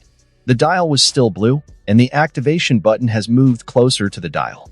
It feels like a mixture of first and second generation watches. But I like it even better. After seeing the clock changes, I decided to test the cloaking mode. Indeed, everything works, and the Omnitrix has become like a bracelet as if made of black gold. Looks very good on me and goes well with another bracelet. Deciding to continue checking the clock, I pressed the button. As always, the dial popped up and changed from the emblem to the silhouette of an alien. After checking the heroes, a surprise awaited me. The 14th alien has opened. I didn't expect this, but maybe it was a gift for opening the Master Control. The 14th available alien was Feedback, an alien of the Canuctoid race. Its main ability is to absorb any energy, even Manu, and redirect it to attack enemies. Undoubtedly a useful hero, but to be honest, I never found him any special, but Ben loved him very much. With that done, I decided to test my mental commands. At first, I turned into Feedback, who looked like 11-year-old Ben. Then I decided to go full circle and turn into all aliens. It took me less than a minute, considering I did it 2 times. Yet one problem was found. Since the Omnitrix database, the aliens are called by their races, I cannot call them by nicknames. For example, if I think or say Heat Blast, I will not turn into anyone. And if Pyronite, everything will work. It's good that the visual teams are working, and I can imagine the hero's appearance to become him. That's just for this. I included mental commands. First of all, to all available aliens, I added nicknames to the names of their races. It turned out like this. 1. Pyronite, Heat Blast 2. Tetramand, for Arms 3. Petrosapien, Diamond Head 4. Galvin, Gray Matter 5. Galvanic Mechamorph, Upgrade 6. Vulpomancer, Wild Mutt 7. Lepidopteran, Stinkfly 8. Ectonurite, Ghost Freak 9. Piscisvalan, Ribjaws 10. Kinoceleran, XLR 811. Apoplexian, Rat 12. Splixen, Ditto 13. Aerophibian, Jetray 14. Conductoid, Feedback at the moment. These are all aliens available to me. Having finished with this, I decided to continue giving commands. First, I completely removed the sounds made by the Omnitrix when it turns on, recharges, etc. I never liked them, and now they are of little use. Left only when the Omnitrix reports on new DNA material. After that, I set the brightness of the light during transformation to the minimum low level. Otherwise, it was very pale.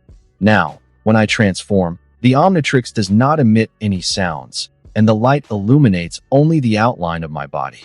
Then I started setting passwords and all kinds of protection. First of all, he appointed himself the owner and only himself.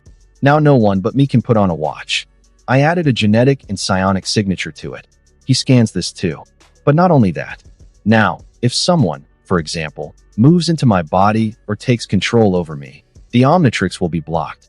You can only unlock it with the password that I have set.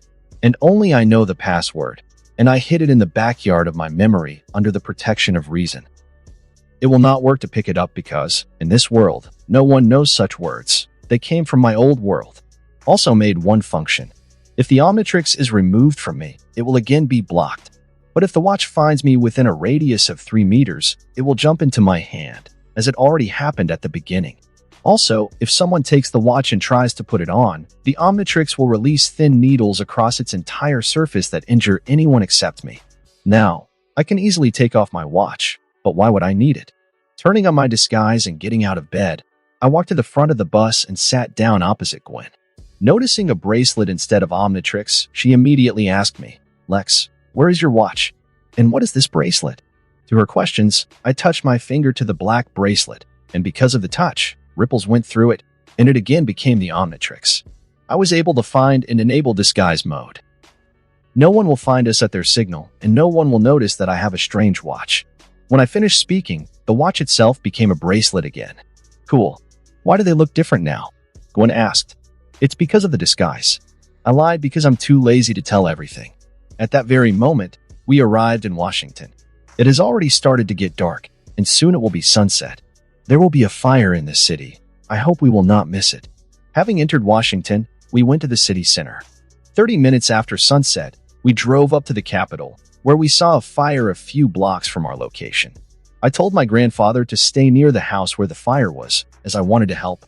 When we arrived, I got off the bus and turned on my glasses to check how many people were in danger. By the way, about the glasses, I didn't talk about them. These are no ordinary glasses. Why do I need glasses? I already have perfect vision, even better than all ordinary people, because of my body. I created these glasses, just in case, 2 months ago. They look like the most straightforward glasses with black frames, and they are made from alien materials and are practically indestructible. The glasses have many valuable functions built in, and most importantly, I can access Morgana's interface in the internet. They also have a built-in zoom. There is a function of night and thermal vision. In addition, I added something like a sonar to them, which can scan a specific area and find enemies, even through walls. Batman had a similar thing too. There is also a camera that captures everything that I see.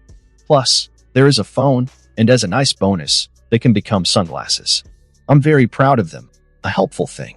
Gwen will have to make similar ones later. First of all, I scanned the house and found 3 people on the 2nd floor, judging by the silhouettes of a girl, and on the 3rd floor, 1 woman and a child. Morgana, are the firefighters coming soon? Also, check who started the fire. I said to my virtual assistant. They'll need another 5 minutes. According to the cameras, the 2 bandits are guilty, who broke into the jewelry store on the 1st floor and started a fire to distract attention. My AI answered me. It's terrible. People won't last that long. Okay, I'll have to do it myself. I said to myself, having warned my grandfather and Gwen what I was going to do, and having received a wish for good luck, I hid behind a bush and, with the help of a mental command, turned into Pyronite. In my opinion, this is the most helpful alien in this situation. After the transformation, which was reduced by half a second, I examined myself, and I noticed the differences from the original. First, the color of my flame. It was bright white, which means I am much hotter than Ben, and the stones themselves, of which I consisted, were black, like solidified lava. Secondly, I had shorts made of an incomprehensible material that withstood all my heat. That's better. Otherwise, I don't want to go naked. Immediately after that, I ran to the house. With the help of the flame from my legs, I jumped to the 2nd floor while breaking the window in one jump. Once inside, the first thing I did was consume the flame. It came out entirely instinctively and very simply. I think I could put out the volcano. After going through a couple of rooms and putting out the fire there, I found 3 girls who were now coughing and huddling against the wall, trying to escape the flames.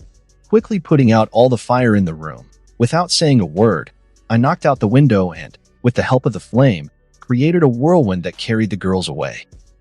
They did not even have time to squeak, as they were already on the street, completely intact and without burns. But these tricks with flame are much more challenging to do. To do this requires concentration and complete control over the fire. But this is not so problematic because I am the flame itself. Seeing that the girls were okay, and they were already taken over by the doctors who arrived a couple of minutes ago, I went to the 3rd floor. I also consumed the fire until I found a mother and her child in one of the apartments. At the last moment, I managed to catch the boards from the ceiling that fell on them. I repeated the same process with a swirl of flame through the window as before, pulling them off.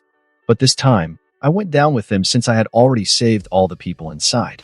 After landing on the street, the woman quickly grabbed her son, looking at me with stars in his eyes, and ran away towards the ambulance. Standing near the still-burning building, I raised both hands and consumed all the fire. Previously, I could not do this because I could injure the people there. When there was nothing left of the fire, I nodded my head in satisfaction. Satisfied with my work, I ran to the side of the thieves who had left. Since the people were still in shock, I could safely escape. After running about 40 meters and making sure that no one could see me, with one thought, I turned into an XLR-8. It looked the same as the original except for the extra blue lines. After that, I ran after the thieves at my own speed. I found them after 20 seconds. At that moment, they were pursued by the police.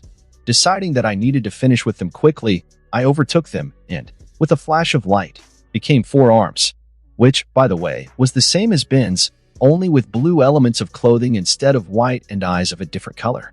I appeared right in front of the car and scared the bandits with this. The driver immediately hit the brakes. The car stopped 10 centimeters from me.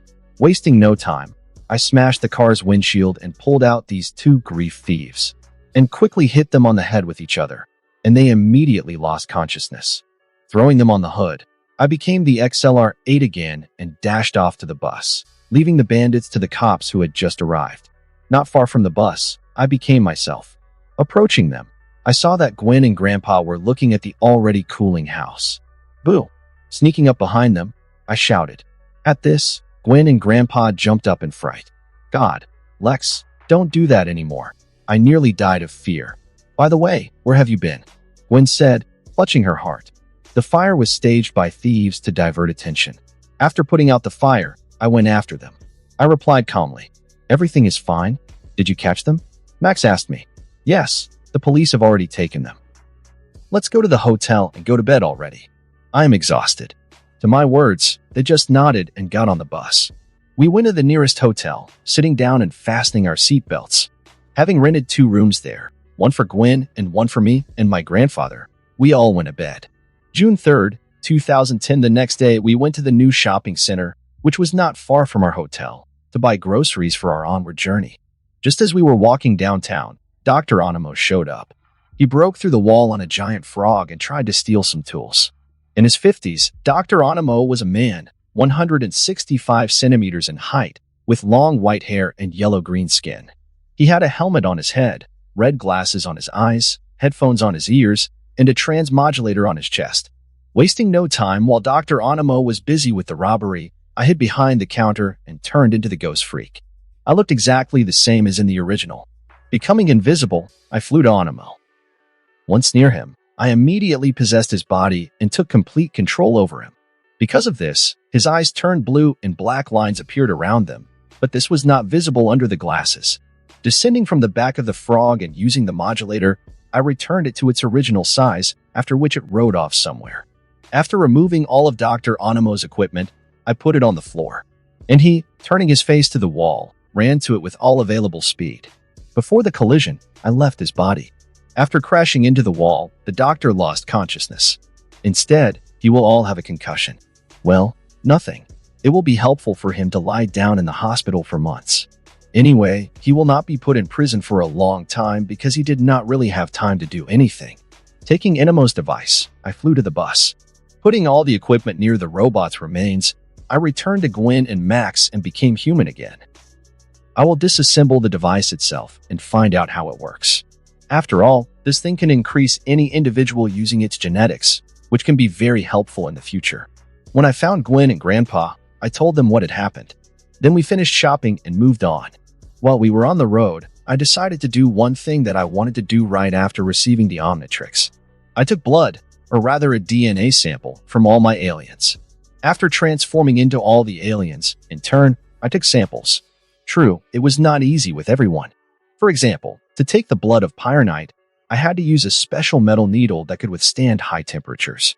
And also, prepare a container for blood, which looked like liquid lava and had a similar temperature. I needed Gwen's help to take the blood of the Widmut, and I took a piece of Upgrade's body. With Diamond Head, I did the same, only took more of his crystals for experiments. It consists of Titanite, the rarest crystal in the universe, used as a power source for spacecraft engines and is used as currency throughout the galaxy, including the underground city below Bellwood. So now I am also rich, not only by the standards of the Earth but also of the galaxy, because I have an unlimited supply of Titanite. With the Ghost Freak, unexpectedly, there were no problems. It turns out he is blood, but I also put it in a special container so that Zecky would not get out of there, and it was already easier with everyone else. When I finished taking samples, I put the DNA flasks in a special refrigerator for storing analyses, turned into XLR8, and ran home. I put the refrigerator in a safe, which was in the basement, next to Morgana's server. And on the bus, I left only a few small samples for future experiments. "Why did you take the DNA of all your aliens?" Gwen asked me when I returned. "I want to do some analyses and tests to better understand my transformation and learn more about the aliens themselves." I answered the question of Gwen and Max's grandfather, who also listened to our conversation. "Then why did you take some of the samples home?" Gwen asked again. "You see, as far as I know, the Omnitrix also has a DNA scanner. If we meet an alien that is not available to me, I can scan it and later turn into this alien. But since I still do not know the clock itself, I decided to play it safe and stock up on the DNA of those aliens I already have if suddenly I lose the opportunity to turn into them one day. Then I'll just scan the samples and get access to this race again," I said, knowing full well that similar incidents happened to Ben. At my words, Max and Gwen nodded, and apparently realizing that everything was logical, they did not ask more questions. I decided to run a couple of tests with alien blood during the trip. I took the equipment from home. I created it, especially for this. 3 hours later, we arrived at the lake. Grandpa Max stopped the bus right on the beach so we could swim or fish. According to the canon, the Kraken lives here. I had already decided that it would be best to deal with the smugglers right away, so after informing the family that I wanted to take a walk, I set off to carry out my plan. Moving away from the camp, I turned into XLR8 by the power of thought and ran towards the factory where Jonah and his people lived. Once there, after 10 seconds, I turned into a ghost, became invisible, and went on reconnaissance. When I flew inside, I saw 3 people, and it was John Melville and 2 of his henchmen. At the moment, they were discussing their plan to find and steal the Kraken's eggs. They also checked their equipment for serviceability. Hiding behind boxes, with a flash of light, I became XLR8 again. Taking the iron crowbar on one of the boxes, I accelerated and knocked out all the smugglers with a blow, this crowbar, on the head. They didn't even have time to understand anything. Then it will be necessary to make a weapon against people, something like a shocker or a tranquilizer pistol. Otherwise, it's not human. Having tied all 3 with a rope in the warehouse, I moved on. First of all, I found their computer, from which I downloaded all the information about their dark deeds.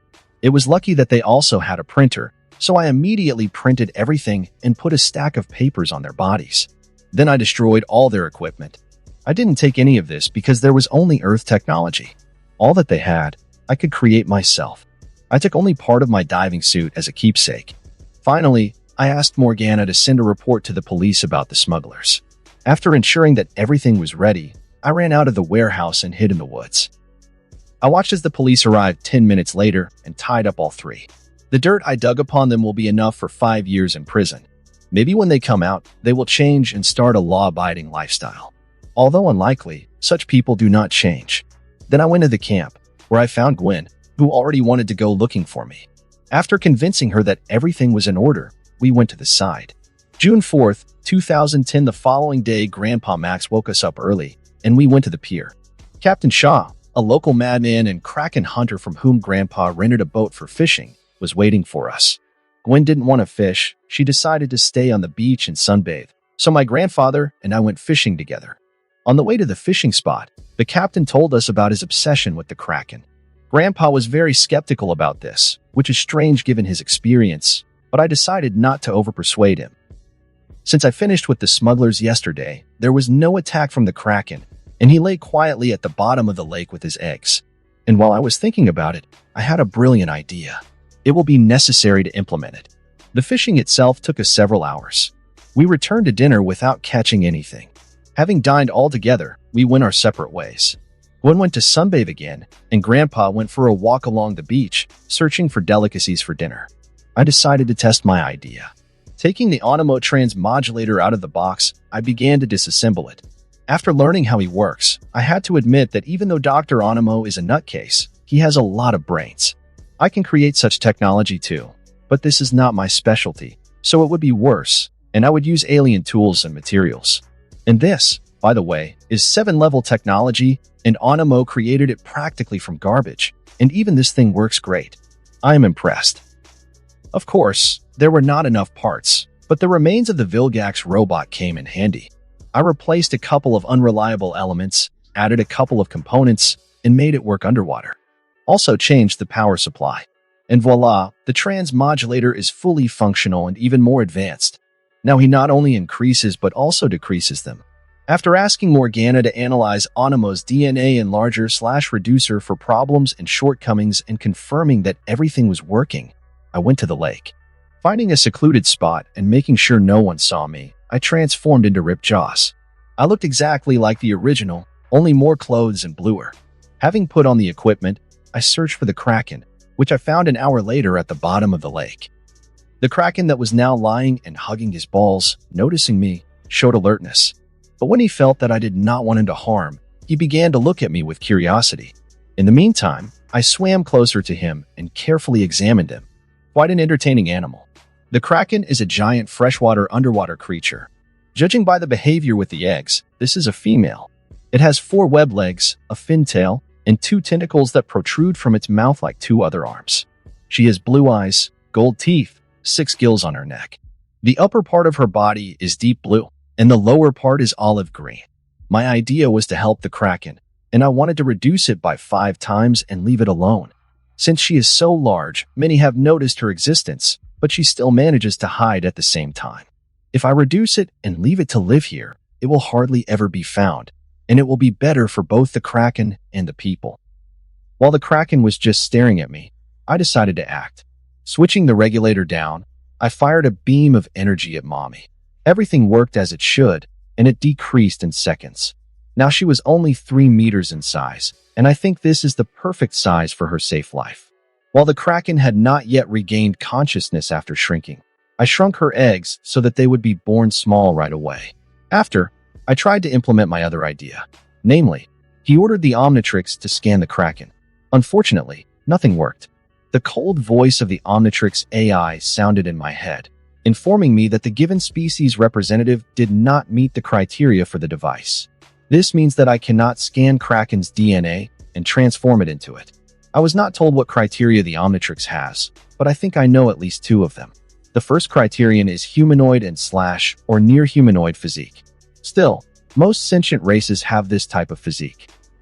Of course, there are exceptions everywhere, but now it is not about that. The second criterion developed intelligence, at least at self-awareness and self-identity. There are exceptions here, too. The most suitable is wild mud, but this criterion fits most of my aliens. Perhaps there are some other criteria unknown to me, but I think that this is not so important. Apparently, the omnitrix believes that the Kraken is not suitable for transformation. Well, I didn't really want to. In fact, the origin of this creature itself is not even clear. It could be an alien, it could be some kind of government experiment, or it could be a mutant, or it could be a cryptid.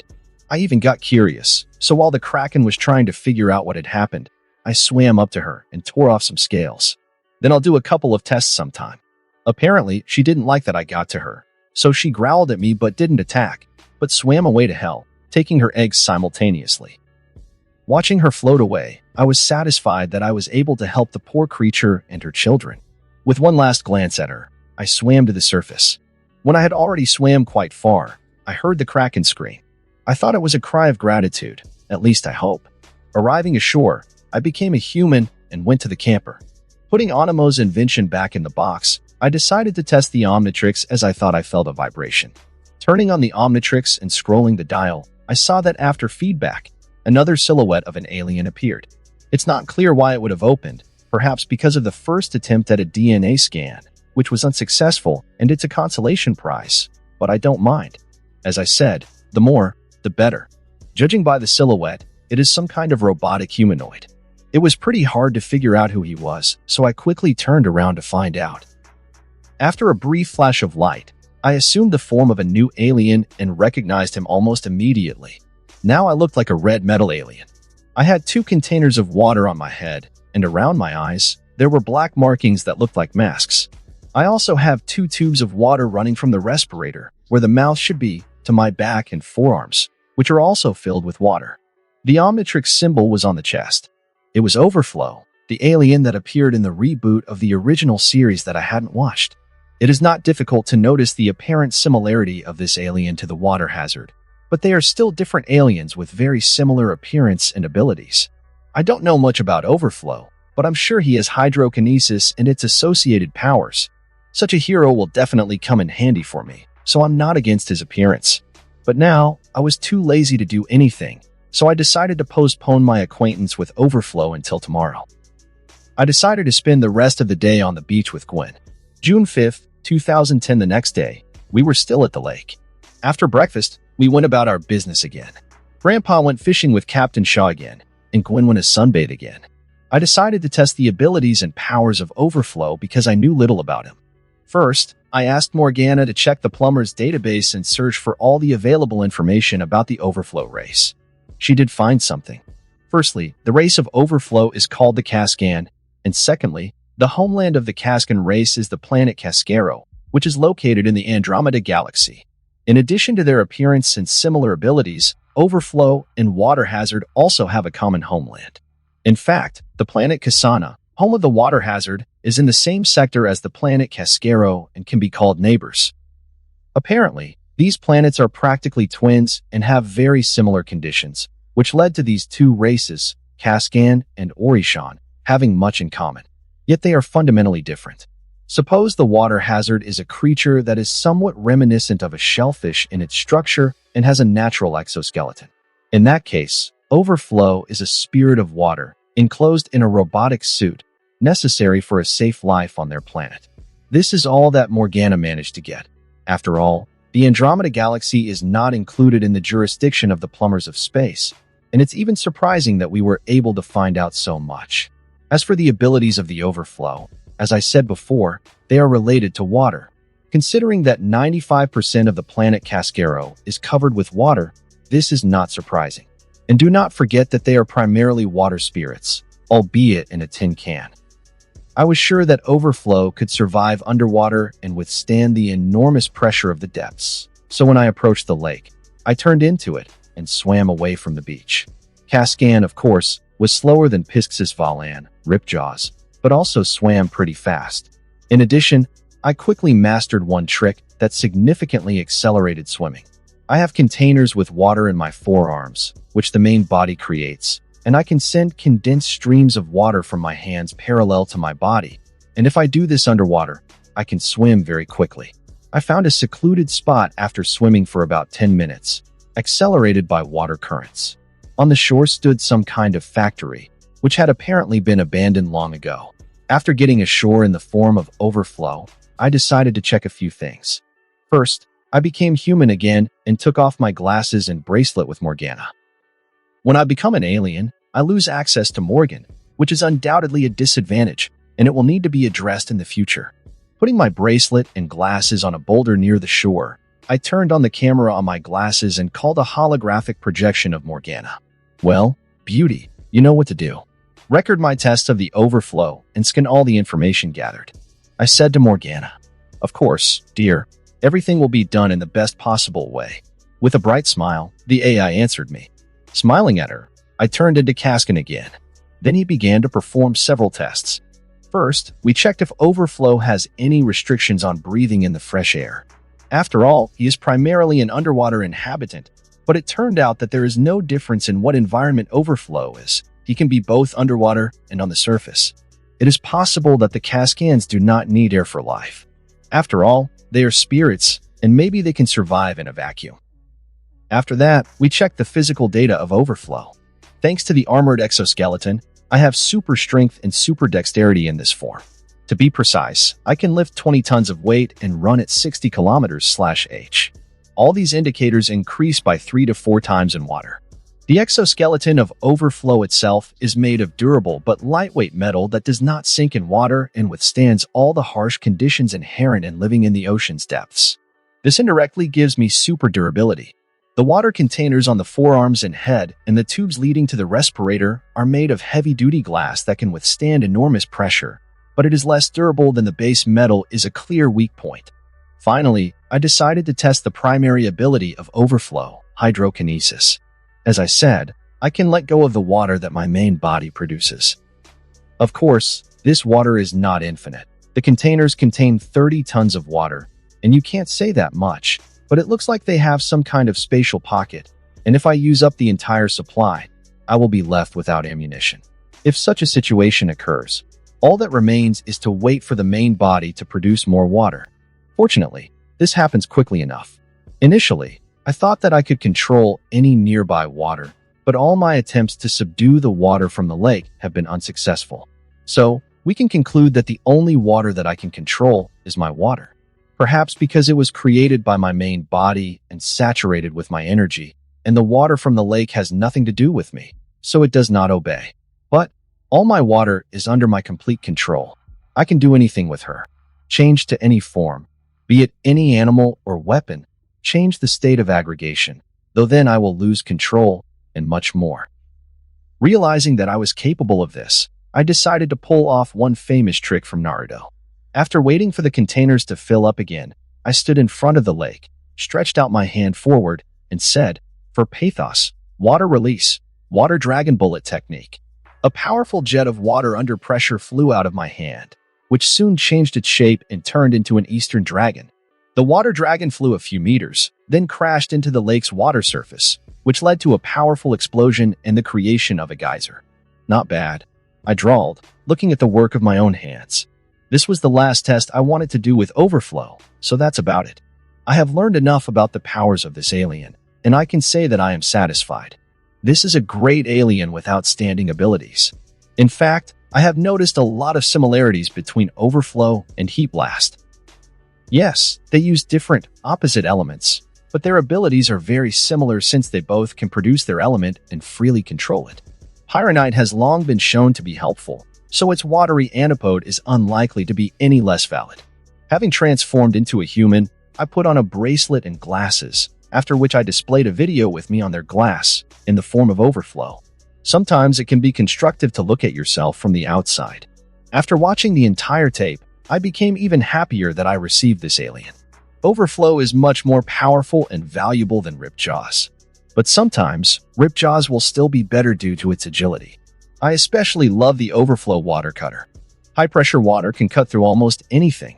For the emergency DNA storage, I took some water, as it contained the energy of the main body, and the omnitrix was capable of scanning even that. After finishing with everything, I turned into XLR8, and in 5 seconds, I was already at the RV. Grandpa and Gwen had just returned. "Where have you been?" Gwen asked me curiously when I sat down at the table and began to eat another culinary masterpiece of my grandfather. It seems they were crickets. Checked out the new alien. I answered, chewing a cricket. "Is that the one with the power sockets and the tail? What did you call him there?" "Come back?" Gwen asked me. "His name is Feedback." And no, I was testing another new alien. I said, "Do you have another newbie? What does he look like? And what did you call him?" Gwen pounced on me with questions. "Yes, there is a new 15th, and I named it Overflow. Let me tell you about him later. And then I really want to eat." I asked, "Okay, but you will definitely tell me everything." Said, not too pleased, Gwen. After a quiet lunch, we all went to the beach together, swam, and sunbathed. After spending the rest of the day on the beach, we had dinner and went to bed because tomorrow we are leaving. June 6th, 2010. The next day, we continued our journey. While we were driving, I remembered what I wanted to do. Taking out all my tools, I sat down at the table and began to invent. 20 minutes later, I had a shock pistol in my hands. He looked like an ordinary black taser, but I actually used several alien components. I installed a few parts from the Vilgax robot and something else. Despite his simple appearance, he can even knock out the forearms. Although the entire charge is used, it's still cool. You can even charge it through an outlet, and it only takes a few seconds.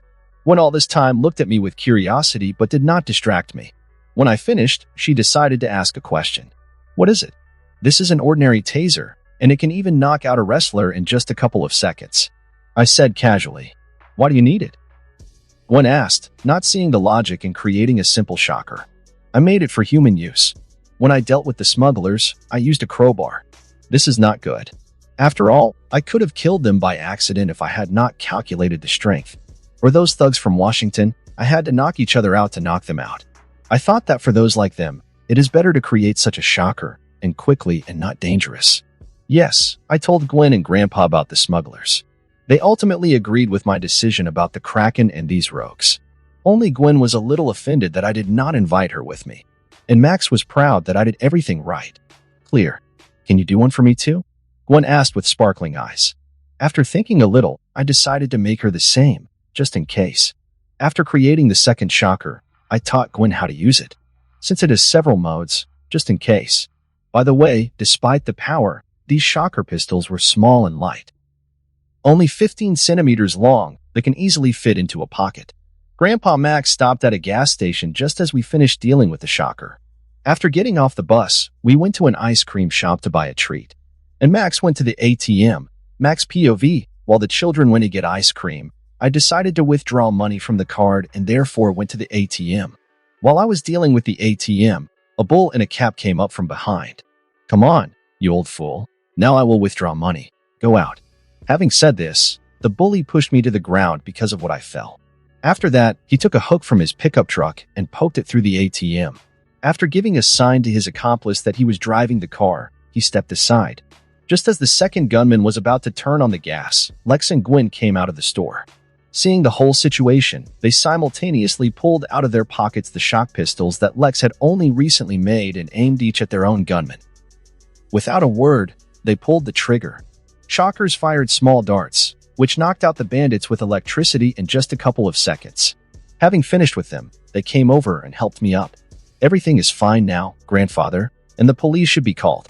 Lex said, as usual with his calm face. I nodded at his words and called the police. After they were taken away, we went to the bus. When we sat down, I told them the good news that the next destination was the house of my sister Vera. After refueling, we went to Aunt Vera. Vera Tennyson, Grandpa Max's sister, but she knows nothing about his stormy youth. Apparently, they are not very close.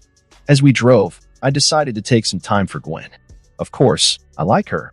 She is smart, beautiful, and interesting. And even I see that she is in love with me, but I still can't take the last step and normally talk to her about our feelings. Deciding to watch a movie with her, I took out my laptop, called her to lie on the bed and lie in an embrace. She only happily agreed to this, grabbed me like a tick. So we spent the rest of the way to the house of Aunt Vera. Vera decided to live in a small town in the desert. Even though it was just the beginning of summer, the temperature was already over 30 degrees Celsius.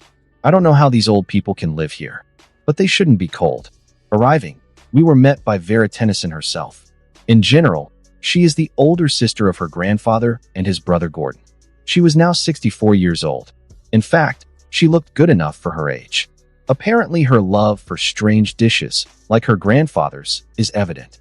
She had gray hair, was overweight, and, in my opinion, was wearing too much pink. As soon as we left the mobile home, a warm and too tight hug was waiting for us. And, of course, Aunt Vera's special ritual when meeting her grandchildren. Namely, she patted our cheeks. It was very unpleasant. Just as we entered her house, the old man, in whom I recognized Marty, looked out from the window of the neighboring house. Gwen and I have seen it before, when we came here last times. He also treated us to sweets. When Marty looked at us, he hissed his mouth wide open and cracked his neck unnaturally. Besides me, Gwen saw it too. So after Marty closed the blinds, she quickly asked me with wide eyes, "Did you see that?" Or it seemed to me. Saw. It seems that something is happening in this city. I'll need to figure it out later. Until then, be careful. I whispered in her ear.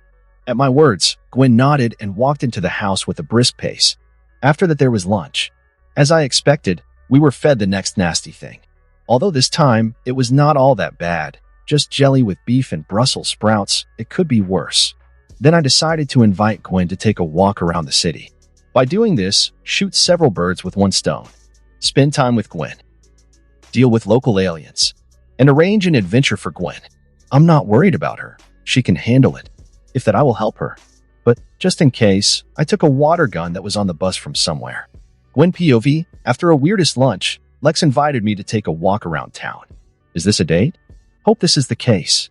In any case, we will be able to spend at least a little time alone.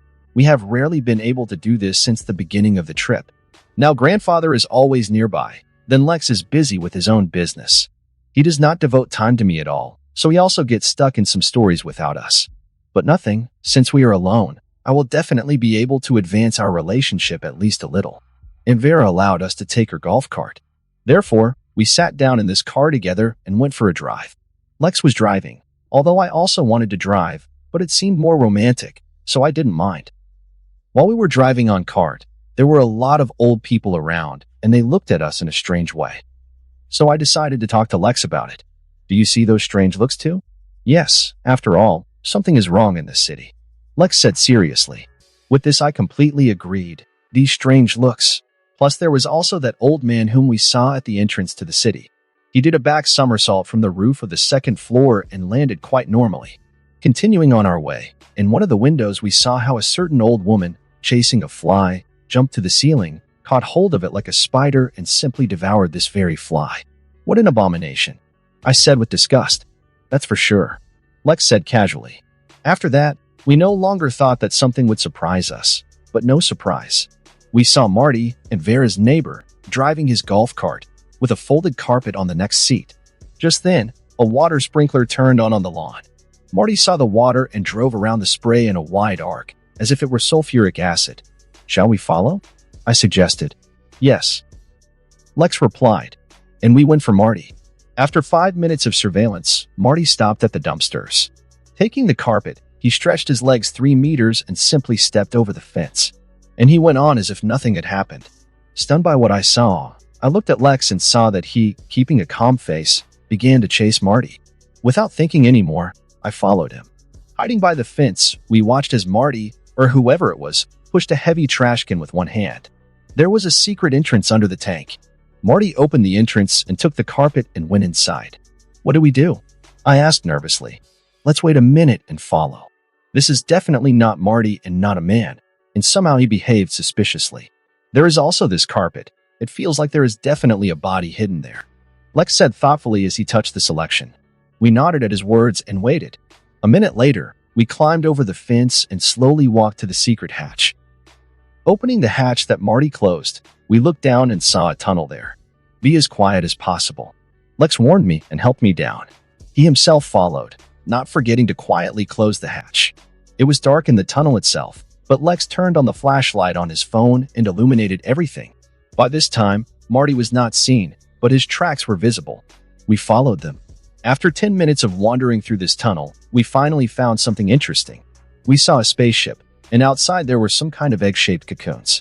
Coming closer and looking inside the cocoons, we saw pensioners. Really? All these old people were kidnapped and put in these cocoons? I asked in shock. Most likely, they were not only kidnapped, but also replaced. Look, this is a granny with a fly, Lex said and pointed to one of the cocoons. But how did they do it? And why would they? I asked. These aliens are apparently some kind of shapeshifters. Remember how the pseudo-Marty lengthened his legs? And about why, I don't know. Maybe old people for them, something like a snack. Lex said with a shrug. Do not joke so. I hissed. I'm not kidding. You never know what happens. Then a hole appeared on the ship from which Marty came out. Seeing us, he hissed and lunged at me. Frightened, I didn't have time to do anything, but Lex did. Seeing Marty, he pulled out a water gun from his bosom and fired at the alien. When a stream of water hit him, he screamed, and screaming in agony dissolved into a puddle. What was it? Trying to understand what is happening, I asked. Just water. Do you remember how Pseudo-Marty dodged the water? So I thought it was their weakness? Not surprisingly, they settled here with such and such heat. And I took the gun myself to play a trick on you. Who would have thought that it would be so useful? Lex said, twirling the toy. Ignoring the part where he wanted to play a trick on me, we went to the entrance to the ship. Just as we entered it, the alarm sounded. And inside we saw another 36 cocoons. Apparently I was right. They want to take the old people and fly away. And now, on alarm, all these creatures will return here. But this is even good. You will not need to look for them. Take the gun for now and shoot them when they appear, and I'll take all the cocoons out of the ship. and then I will destroy it. Handing me the water gun, Lex said. Just at that moment, shouts were heard from the entrance to the cave. Turning to the sound, I saw several old men who were running at an unnatural speed and on the way lost their false appearance. They really looked like a humanoid green jelly with arms and legs, and inside them you could see the internal organs. Stop them, said Lex, and he turned into his blue runner and began to take out the cocoons one by one. While he was doing this, I fired back. Despite the fact that I have already killed 10, their number did not diminish. When I ran out of water, there were still about 100 of them, and maybe more. At that moment, they were already almost beside me. But thank God that Lex had just finished and stood in front of me. After a yellow flash, and then a blue one, a robotic alien stood in the place of the runner. So this is what he is, Overflow. Becoming Overflow, he put his arms forward and shot the aliens with torrents of water. In one attack, he destroyed more than half of these slugs, but still there are a lot of them. After another flash, he already became a fire guy and sent a fireball upward. Not understanding why he did it, I looked up and saw a pipe running under the ceiling from which water was dripping. After hitting the ball, the pipe burst and water poured from there. This rain destroyed all the other slugs. When there were no enemy aliens left, Lex came up to me and took me in his arms like a princess, after which he turned into a runner and instantly carried me to the cave entrance. After putting me on the ground, Lex, after another flash of light, became an upgrade, which immediately turned into a robot and, putting out a bunch of guns, destroyed the slug ship. After that, we had to deliver all these cocoons to the central square, from where I helped the old people get out, while Lex delivered the rest of the eggs. Then the pensioners did it themselves. In half an hour, we finished everything and took our golf cart and went home to Aunt Vera. Well, how do you like it? Did you like our little date? Lex asked with a teasing smile. Very. So this was a date? I asked nervously. If you so want, then so be it. Lex said. At that moment, I decided to do something incredibly daring. I kissed him. At first he was surprised, but later he began to return my kiss. We kissed for almost a minute. We would love to continue, but due to the fact that Lex was driving, we could not continue for a long time. He almost knocked over trash cans. After that, we, with red faces, drove on in silence. Nobody said anything. Arriving a couple of minutes later, we entered the house. Their grandfather and aunt played chess. Saying that I was very tired, I refused dinner and went to bed with a stupid smile on my face. Before leaving, I saw the same smile on Lex's face. June 7th, 2010. The next morning, after breakfast, at which Gwen looked at me all the time and blushed terribly, apparently remembering our yesterday's kiss, Gwen ran off to explore the city. To be honest, I did not expect such a bold act from her, but not that I was against it. We need to give her time to cool down, at least until the evening, so that she can at least look at me and not blush. And then you can talk and, if you're lucky, repeat the kiss. I liked yesterday. And I decided to devote at least a little time to Aunt Vera so that she would not be offended. After all, we came to visit her. It is imperative to be with her. She is probably lonely in this city. Therefore, until lunchtime, I spent time with Vera and Max. We played a little chess and backgammon. Then we drank tea while Aunt Vera talked about her collection of stuffed birds and ships and bottles. In fact, quite a large and cool collection, impressive in scope. When lunch came, Gwen returned. By this time, she no longer blushed at the sight of me, but still could not look me in the eyes. Nothing. Everything will be fine by evening. Having dined on another strange jelly with an incomprehensible content, Gwen was about to run away again, but I caught her at the entrance. Taking her by the elbow at the door and pulling her towards me, I whispered in her ear, "Stay and spend at least a little time with Aunt Vera. She may be offended that you run away all the time. If you don't want to be alone with me, I'll leave and take a walk before dinner. I just have things to do." Blushing at our closeness, she thought a little and said, "It's not that I don't want to be alone with you. I'm just very embarrassed after yesterday. I understand and do not blame you for anything. I really liked it and I want more. But we'll talk about that later. Come to my room when everyone is asleep and we'll talk about everything. In the meantime, go and take some time to your aunt and grandfather. I'll be back for dinner." "Did you really like it?" Gwen blushed even more and timidly asked. "Yes, very. Now come back," I said with a smile and kissed her temple. Smiling at me, Gwen walked back into the living room. She also wagged her ass. The devil. In the meantime, I went outside. went into the RV and took DNA samples of my heroes, and then turned into XLR-8 and went to the plumber's base in Bellwood. There I had a laboratory set up, which I used to create Morgana and my other gadgets. This laboratory has all the equipment I need to analyze alien DNA. A minute later, I was at the secret entrance to the base. I had to turn back in order to go inside, since the entrance was based on biometrics, which cannot be removed while I am an alien. This base, in fact, no longer belongs to the plumbers. After my grandfather brought me here, I spent a lot of time here, so I made a lot of adjustments for convenience.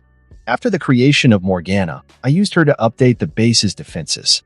Now my dear artificial intelligence has access to everything at the base and is responsible for its safety. I also refurbished the old laboratory using the best alien technology available to me. Plus, there is the most powerful computer on Earth, which I also created and is controlled by Morgana. Of course, there is also a place to live here. This is essentially my own Batcave, and only my grandfather and I have access to it. Just in case, I deleted all information from the orderly's databases about this place so that only her former operatives would know about its existence. That is, mostly old friends of my grandfather, so there shouldn't be any problems. By the way, I hid the hands of Armageddon in the basement. Their time has not come yet. Going inside, I immediately went to the laboratory, where I turned on the computer. After taking all the blood and other materials of the aliens from the container, I put them on a special analyzer. Morgana, please do a full check of all samples. I ordered. Of course, darling. Morgana babbled sweetly and set to work. After 15 minutes, the results were ready. Judging by them, all the aliens I turn into are completely healthy and have no flaws. This is good. But what's bad is that all aliens have a completely average result. That is, every alien is a confident average person. And yes, they are all teenagers. It seems that only from the moment I receive the omnitrix, development begins, and I will be able to increase the power of my aliens through training and other means. Seems like this is why Ben wasn't 10 years old as aliens. This is kind of a starting point. And by the way, that's why Ben's 10,000 aliens were adults. This will need to be corrected somehow. After all, despite all my training for 10 years, when I turn into heroes, I have the same strength as the original Ben. I just use them better. It's a shame, but nothing, I have an idea how to fix it. After reviewing all the analyses, I went to the training ground that I created specifically for this moment. I want to personally test the power of the aliens and to make a comparison of real results, my knowledge from the canon and data from the database of plumbers. After 2 hours of constant transformations and studying my aliens, I was really convinced of the veracity of the test results. And that makes me really shitty. For example, my heat blast, despite the fact that the flame is white, is not as hot as I thought. Exactly the average result of pyronite. Even the power is also average. But while checking my strength, I learned to fly. It wasn't that hard.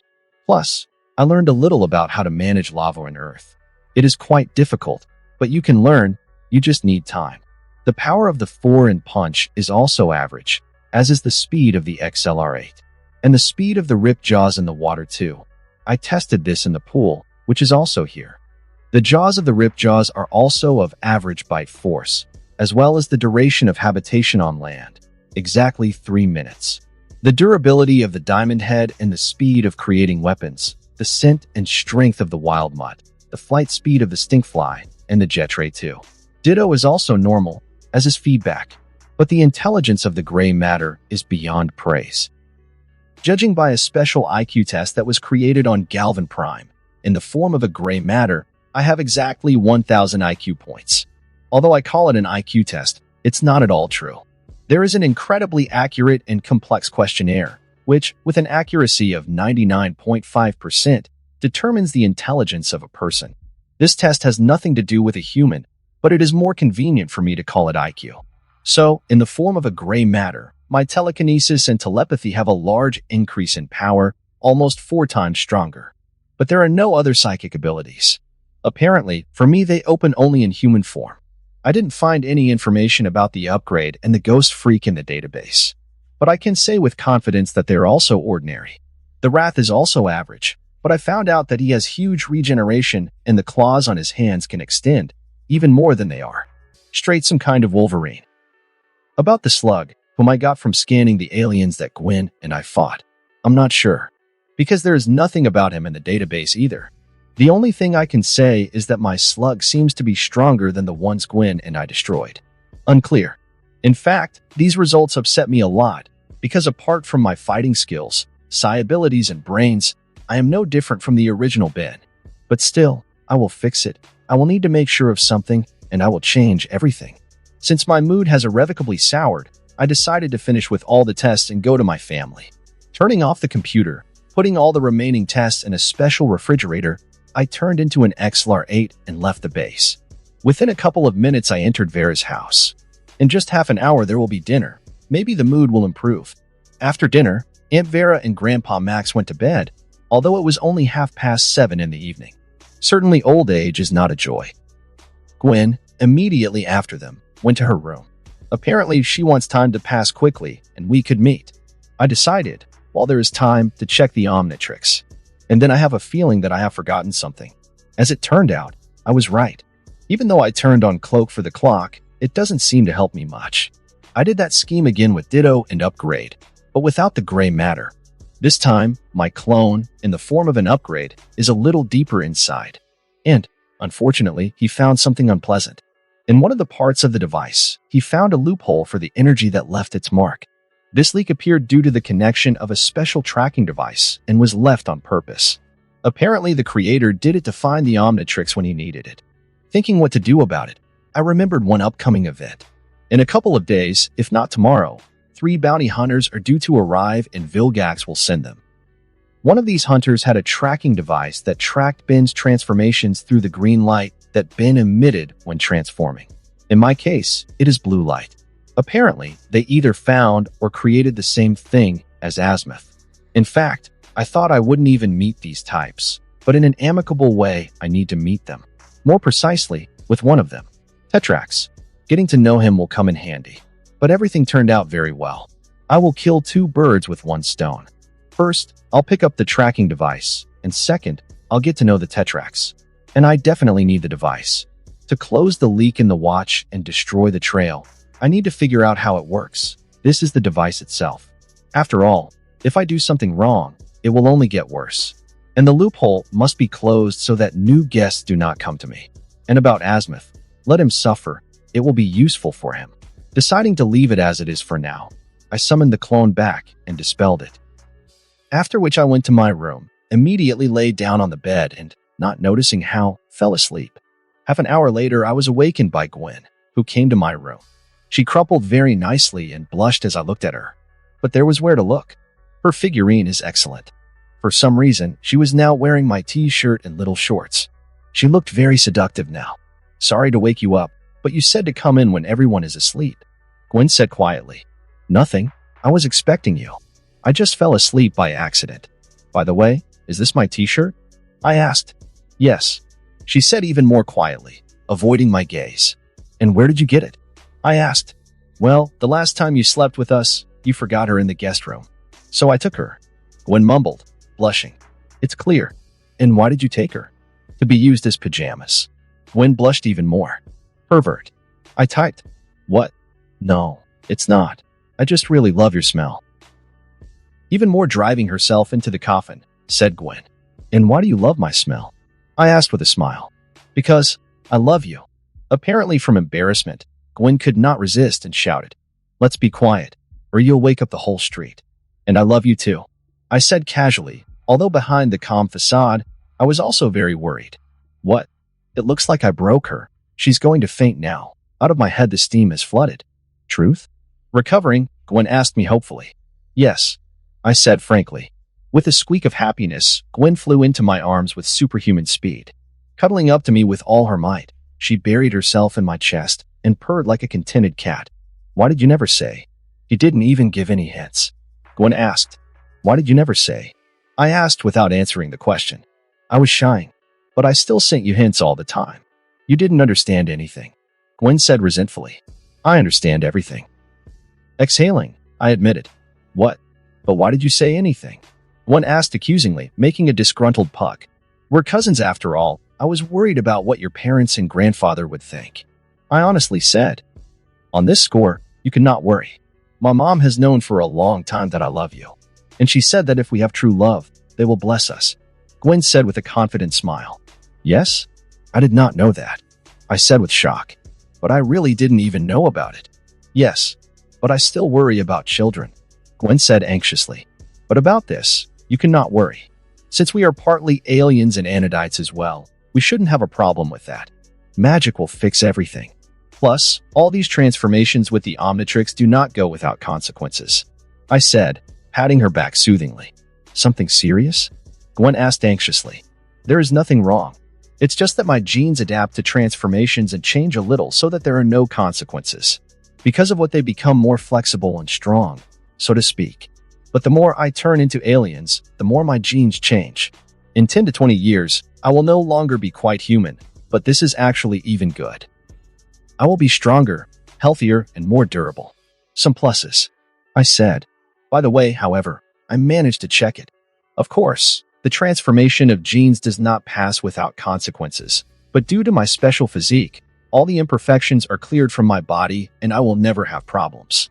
But maybe Ben will, I don't know for sure. Then it's very good. But I don't understand something. If you found out that there will definitely not be incest, why did you not confess to me, especially since you knew that I love you too? Gwen asked me seriously, noticing the inconsistency in my words. Oops, I seem to have been caught. Well, you know, I really didn't want to start building a serious relationship so early. I began, but Gwen was interrupted. I understood everything. You just want to make yourself a harem, Gwen said mercilessly. How do you know? I asked in shock. Do you think I don't know you at all? Or do you think I haven't seen your magazines, or search history, or your views on girls? I always knew that you are still a perverted person, and you definitely will not be limited to one girl, Gwen said, pointing her finger in my chest. Yeah, I didn't expect to be discovered, I said wearily. But I really didn't know. I thought I was encrypted well. In my opinion, even my parents, with my grandfather, know about this. Seriously? The devil is ashamed of how. So what was your plan? Did you want to slowly inspire me with the idea of a harem while traveling? Gwen asked with a mischievous smile. Looks like I was completely disclosed. I said absolutely doomed. Certainly. I know you better than anyone. But I really don't mind. Said unexpected words, Gwen. What? Seriously? I asked incredulously. I just love you too much. And I cannot refuse you. But under several conditions. Gwen said with a very eerie smile. I'm listening. I answered immediately. Still, at that moment she was really scary. Firstly, I will be the main wife. Secondly, you take girls into your harem, only with my permission. That's all for now. I'll think of something else later. Gwen said with the brightest smile in the world. But I felt that if I didn't agree now, I was finished. I have no choice? I asked, knowing the answer perfectly well. Not, was an immediate response. Okay, I agree. But, at that moment the atmosphere became serious. Still, remember that I'm your boyfriend now. I'm not some kind of heel to be pushed around. Don't cross the line in your control. I said absolutely seriously. Good. Gwen said a little nervously and pressed closer to me. That's good. Now come here. I'll kiss you.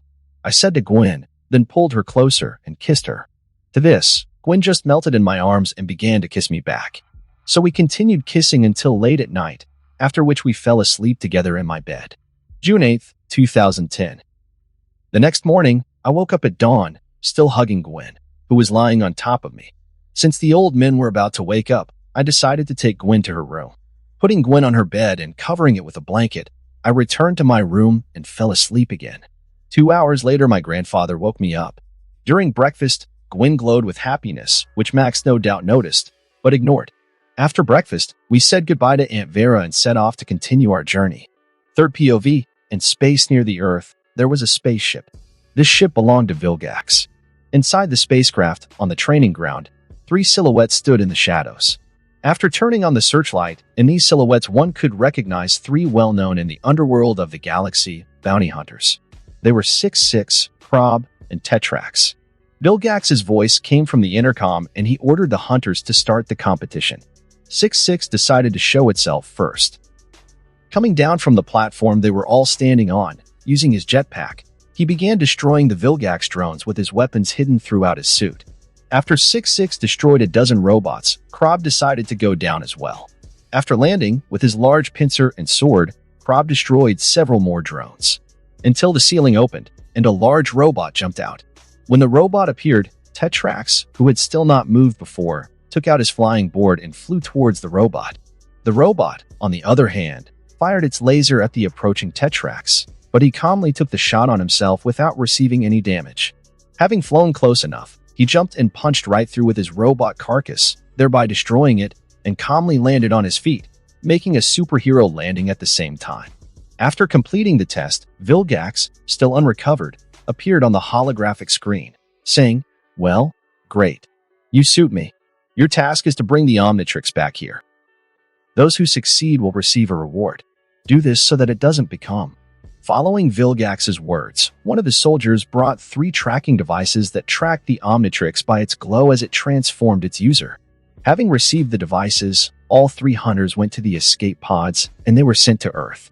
Lex POV, 5 hours after our departure from Antvera, we stopped near an abandoned mining town, Slaterville. I asked my grandfather about this because it was time to start teaching Gwen and magic. First, we all had lunch, after which Gwen and I walked away from the bus and, having laid a blanket right on the ground, sat on it. And the grandfather himself began to delve into the engine. Something happened to him there. "Now, Gwen, sit in the lotus position and breathe evenly." I began. Sitting down, as I said, Gwen asked curiously, "What will you teach me?" "First, you will need to feel the magic within you. Then you will need to take control of it and learn how to manage it. Since you are partly anodite, like me, this will not be difficult," I said in a lecturer tone. "Why?" Gwen asked, bowing her head sweetly. "You see, Gwen, the anodites are a completely energetic race. They are made up of mana. Therefore, controlling mana is as natural for them as breathing for us. Although you're only 1/4 anodite, you still have the gift of heaven. This means that with training you can become a full-fledged anodite. But right now, you should naturally have excellent control and some instinctive understanding of magic." I enlightened my cousin. After my words, Gwen's eyes shone directly, but taking control of herself, she asked, "What can you do now, with magic?" "At the moment, I can, by accelerating the current of mana in my body, increase my physical characteristics by about 20%. I can also do this." After my words, I raised my left hand and a dark blue haze came out of it, which after a few seconds took the form of an unstable transparent disc. When the disc was more or less able to stabilize, I threw it at the nearest stone. On impact, the disc exploded and slightly spoiled the stone.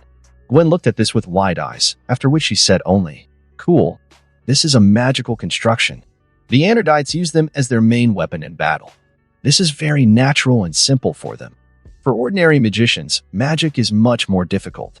At the very least, you need to use spells, and more complex magic requires rituals. As you noticed, I did not use any spells, but only for constructions. For you and me, even to create a fireball, you need a spell. But I don't know any spells. Then you will need to find them and learn. But in the future, the more we learn and the stronger we become, the easier it will be. Moreover, as the descendants of the anodites, we have an exceptional talent for magic. Magic itself loves us." I finished my monologue. "Why was your disc so unstable?" Having digested the new information, asked Gwen. "Well done, that noticed. Since I did not devote any time to magic, just a little more than a week, the creation of this disc is the only thing I have learned, besides the control of mana inside the body. I still have to work and work to make it completely stable. Later, after a couple of years, maybe less, it will be quite easy for me to create structures, but this requires training. Now let's start your training," I said. At my words, Gwen just nodded and began to follow my instructions. We finished in 2 hours. Gwen is really much more talented than me in magic. During this time, she easily learned to feel mana. I was able to do this in only 4 hours, and this is at my 40 times the learning rate. Just when we returned to grandfather, the clock beeped, which means that a tracking device has arrived in the planet's atmosphere. Yes, I installed backtracking. When the tracking device is on my planet, the watch sends me a signal. This means that guests will be arriving soon. What's happened? Noticing the signal, asked the grandfather. Guests are coming to us. In terms of? Asked, who joined our conversation, Gwen. Yesterday, I noticed in the watch the ability to track them through a special device. I could not remove this feature without the device itself. Therefore, I decided not to touch anything, but set a signal when such a device arrives on Earth. I said, "So, then someone came to Earth in search of the omnitrix?" asked the grandfather. Yes, I replied calmly. And what should we do? How soon will they find us? Gwen asked. They won't find us until I turn into an alien. The last time I did this was last night, so the trail is gone. But you have to do something about it. You can't just hide. And I have a plan. Putting my hand on my chin, I said, you want to lure them, prepare the battlefield, defeat them, and pick up the device to remove the possibility of surveillance, said the grandfather quickly, as expected of him.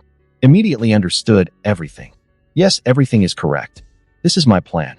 Now I'm turning into an alien so that they can catch the signal and go in our direction. Then I will go to the nearest abandoned mine and wait for them there. You and Gwen will cover me and help, if anything. I said, good plan. I just have the right weapon for this. I just need to put the bus closer to the mine so that I can shoot from it. Max said after a little thought. What should I do? Gwen asked. I'll give you a weapon too, for self-defense, or you'll cover me. Just be careful, please. Grandpa said seriously. In fact, it was a huge sign of trust from Grandpa. Certainly. Gwen said with a smile, apparently happy from the opportunity to help. All right, everything is decided. You go to the mine now and get ready. Then call me when everything is ready and I will come running. Then we will wait for the guests. I said. Nodding at my words, Gwen and Max got on the bus and drove to the mine. I began to wait. An hour later, Gwen called me and said they were ready. Putting the phone in my pocket, I turned into Diamond Head with a mental command. I decided to leave a trail first so that the hunters would be sure of the presence of the omnitrix. Plus, Tetrax will see that Petrosapien is available to me. As it was in the original, it won't hurt. After destroying a couple of cacti and stones, I turned into XLR 8 and rushed to the mine. Third POV, 10 minutes after the departure of our main character, 3 aliens arrived at the place where Lex and Gwen were training in magic. One of them looked like a golden brown robotic crab. Its most distinctive feature was one large claw. It was a space bounty hunter named Krob. The second was wearing a fully enclosed dark green space suit. It was Tetrax Shard. The last was 6-6, wearing the purple full-body suit common to his race. They all came here in search of the Omnitrix on the orders of Vilgax. Tetrax looked at the alien compass-like device in his left hand and said, the Omnitrix was last activated here. He then walked to the spot where Lex had left footprints in the form of Tatanite crystals. When Tetrax tried to pull the crystal out of the stone, 6-6 managed to intercept it. To this, Tetrax grabbed the mechanical tentacle that held the crystal and tore it off along with it. There was a conflict that was already beginning. Krob stopped. After that, 6-6 threw a few alien, clearly uncensored, words and flew away towards the mine. Krob went to the mine underground, and Tetrax flew on his board. Lex POV. When I arrived at the mine, I saw that Max's RV was standing behind one of the rocks. It was difficult to notice when viewed from where I arrived. Very good disguise. Approaching the bus, I saw my grandfather holding a huge cannon and Gwen with a laser pistol. Becoming myself, I praised my grandfather's choice. Not a bad gun. Yes, one of my favorites, said grandfather with a smile, stroking the weapon with tenderness. Okay, get on the roof and get ready, and I will go downstairs and wait for the guests, I said, and turning into Jetray, I dived into the open space in front of the mine entrance. Near the mine, I became human again and looked towards the bus. Indeed, because of the rock, it is practically invisible. A few seconds later, I saw Grandpa and Gwen go up to the roof, after which grandfather put down the gun and laid down himself. Gwen lay down beside him. They were not visible. Only a little could see the muzzle of the cannon, but if you didn't know that they were there, you might not notice. In order not to arouse suspicion, I began to walk along the bottom of the ravine and wait for guests. After 15 minutes, something he was long, I felt a vibration under my feet. Knowing what awaits me, jumping to the side, I dodged the claw that was trying to grab my leg. After the claw, Krob himself came out of the ground. He was babbling something about giving the watch and so on, but I didn't even listen. After a flash of blue light, I turned into an upgrade and jumped on Krob. He fired a laser from his pincer, but I didn't care where I created a hole in the stomach, through which I passed the laser shot. Clinging to the Krob, I began to consume him. Of course he tried to resist, but everything happened so quickly that he did not notice how I completely covered him. Taking control of him, I just turned off all his equipment and shut him down for the next 2 days. Having peeled off the crab, I became 4 arms and took him with both hands into the mine to hide him there until the 6-6 arrived. Putting it deeper inside, I became myself and scanned crab. At first, I thought that nothing would work because he is a robot, but no, it turned out that he is a cyborg. Apparently, this is a race. Now I have access to the crab form, which is good. Coming out of the mine into the open space, I noticed Tetrax at the top, but pretended not to see it. 3 minutes later, 6-6 flew in from the sky. Seeing me, he started firing gun. Dodging several shots, I already wanted to turn into Jetray, but my grandfather beat me to it. He shot the hunter in the back. The attack sent 6-6 into the ground. When the hunter was about to get up, I went up to him in the guise of the 4 arms and with all my foolishness hit him in the head. This hit him even more into the ground. While 6-6 was trying to recover, I turned again. This time, I became a gray matter.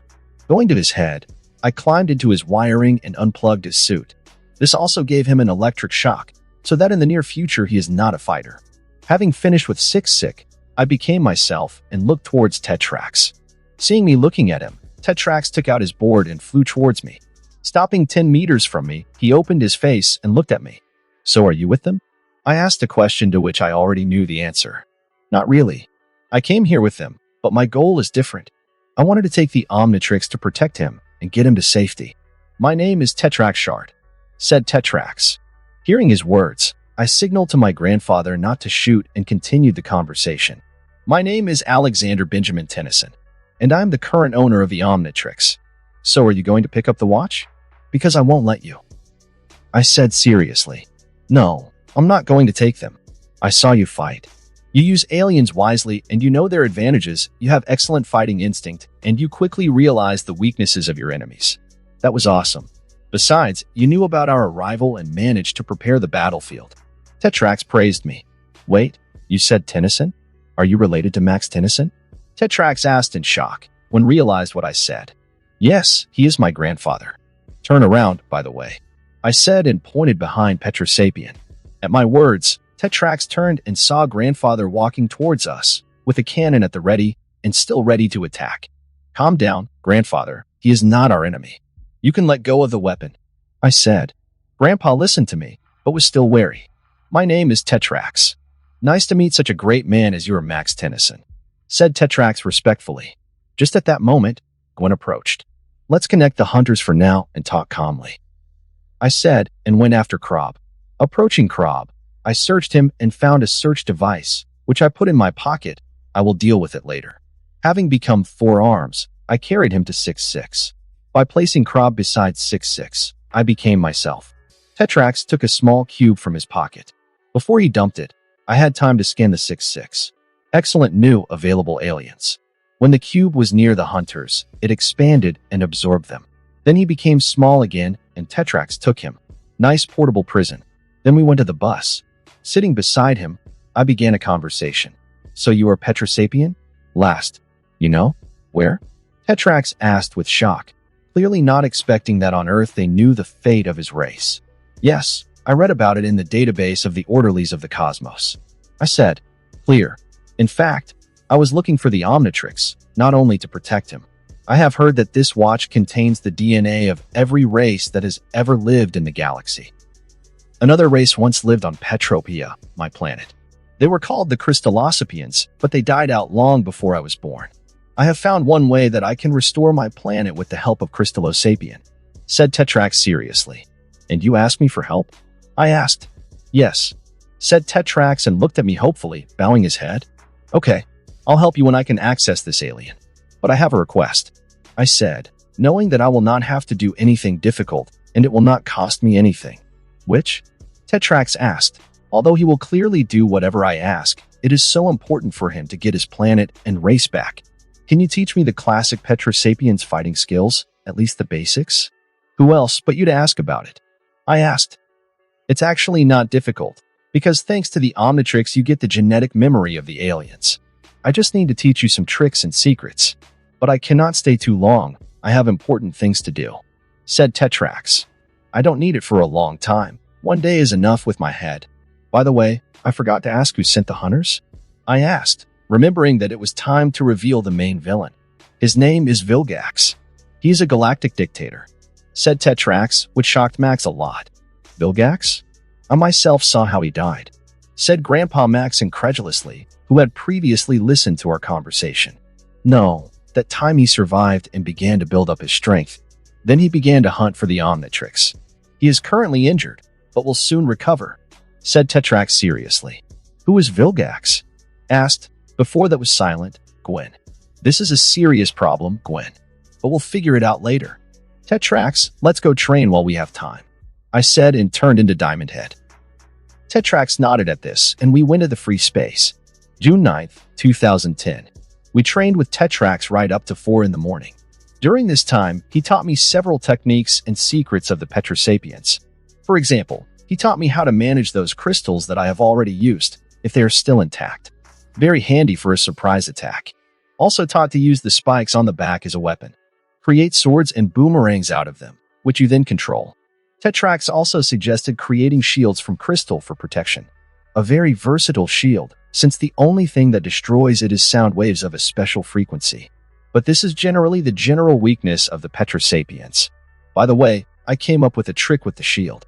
Although recreated rather. I act like Captain America. No one expects this for sure. Plus, he helped me increase my Titanite crafting speed and helped me tailor some of my fighting skills to Diamond Head's body. With this, I just needed help most of all. Well, everything necessary and basic, I taught you. Now you only need combat experience. Therefore, now we will be sparring.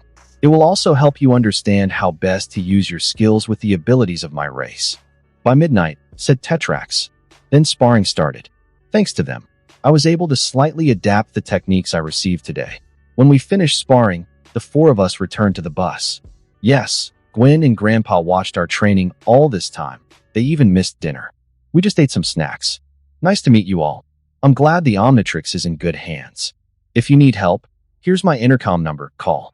Giving his number, said Tetrax. Thanks for training, Tetrax. I was glad to meet you too. You, too. Call if something happens. When I can get access to Crystallosapien, I will definitely inform you, I said with a smile and shook hands with Tetrax. He's a good guy after all. Thank you. This is important to me. Take this. This is my gift to you, Tetrax said with a smile and handed me his flying board. But don't you need a board to come back?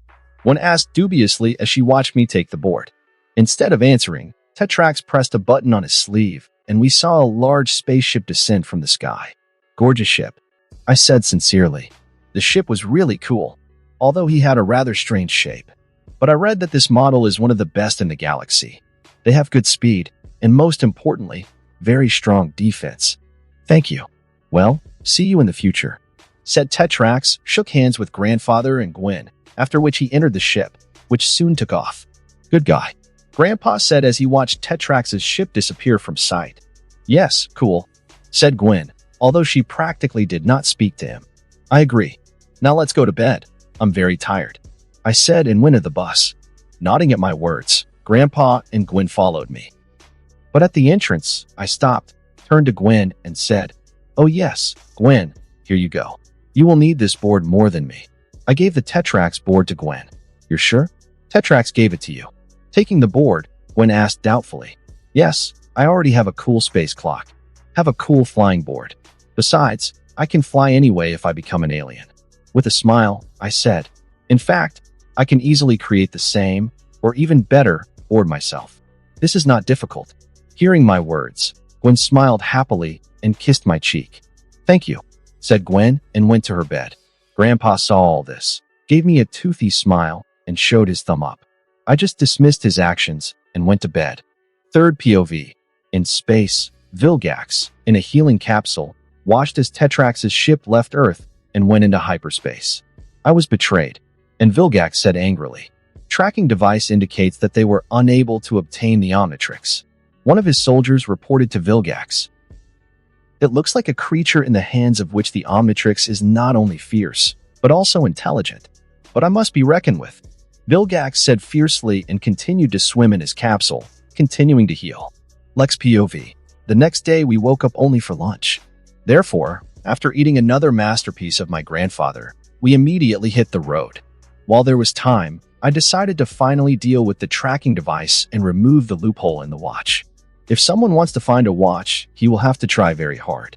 While I was taking apart the device, Gwen sat down opposite me and spoke. So who is Vilgax? Gwen argued. You'd better ask your grandfather about it. He knows better. I said, continuing to poke around in the compass. Grandfather? Gwen asked and looked at Max with curiosity. Max listened to our conversation and therefore knew what it was about, so he immediately began to tell everything. You see, Gwen, during my work as a plumber, I ran into Vilgax more than once. He is a tyrant, invader, and ruler of 10 worlds. Vilgax is an incredibly cruel, cunning, and powerful alien. Several times he tried to attack the Earth, but we always stopped him. In fact, Vilgax can be called the main villain of the galaxy. And what did you say about the fact that you saw how he died? Impressed by Max's story, Gwen asked quietly. The last time I saw Vilgax, his ship exploded. I thought he was dead, but according to Tetrax, he is not. With a grim face, Max said, clearly unhappy that he had not finished off this squid. Also, according to Tetrax, Vilgax is looking for the omnitrix, which means that he will come for us. It's good that while hunting for a watch, he was seriously injured, and therefore, until he is cured, we cannot wait for him. We have time to prepare. Plus, I'll do something and we'll be aware of his coming. I said, already fully understanding the work of the tracking device. Have you removed the tracking feature yet?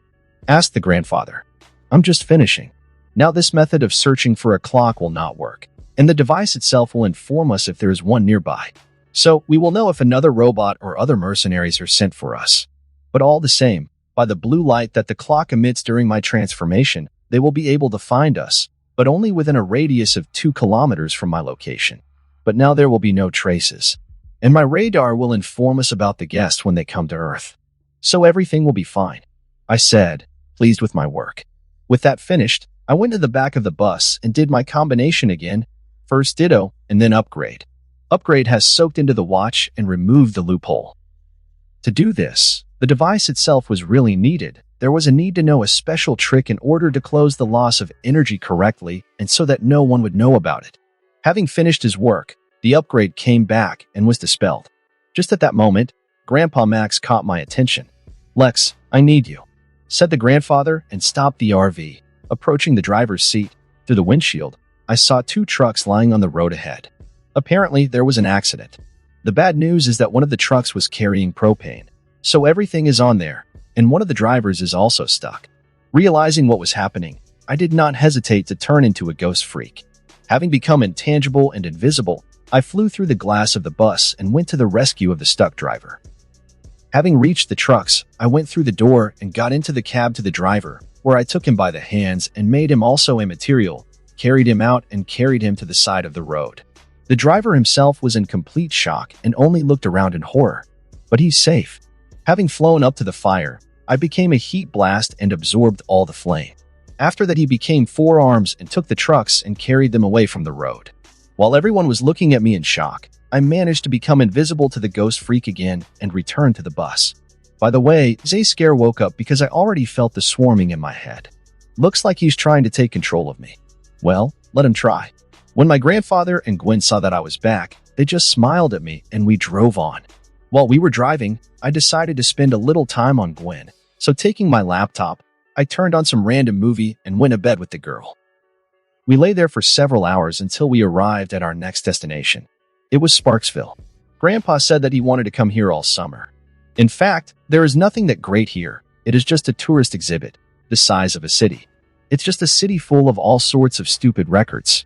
For example, the world's largest aquarium or the largest hot dog. I think it's just stupidity, but grandfather wanted it. So Gwen and I decided not to upset the old man. Plus, it was a chance to spend some time alone with Gwen. This is, one might even say, our first date. The place is certainly not very good, but there's nothing you can do about it. Grandpa left us alone and went to book a motel room. When he was far enough away, I asked, while playing with my eyebrows, "Well, Gwen, do you want to go on a date?" Gwen blushed and nodded with a smile. "It's good. It's a pity, of course, the place is not very good, but I think there is at least something interesting here too. Plus, I think we can arrange our perfect date in New York City," I said and took Gwen's hand. And we went to the first exhibit. It was a jackalope exhibit. Jackalope is such a mythical horned hare. It is unclear whether it exists or not. If this was my first world, I would confidently say no. But in this world, it is incomprehensible. Maybe this is an alien, but who knows?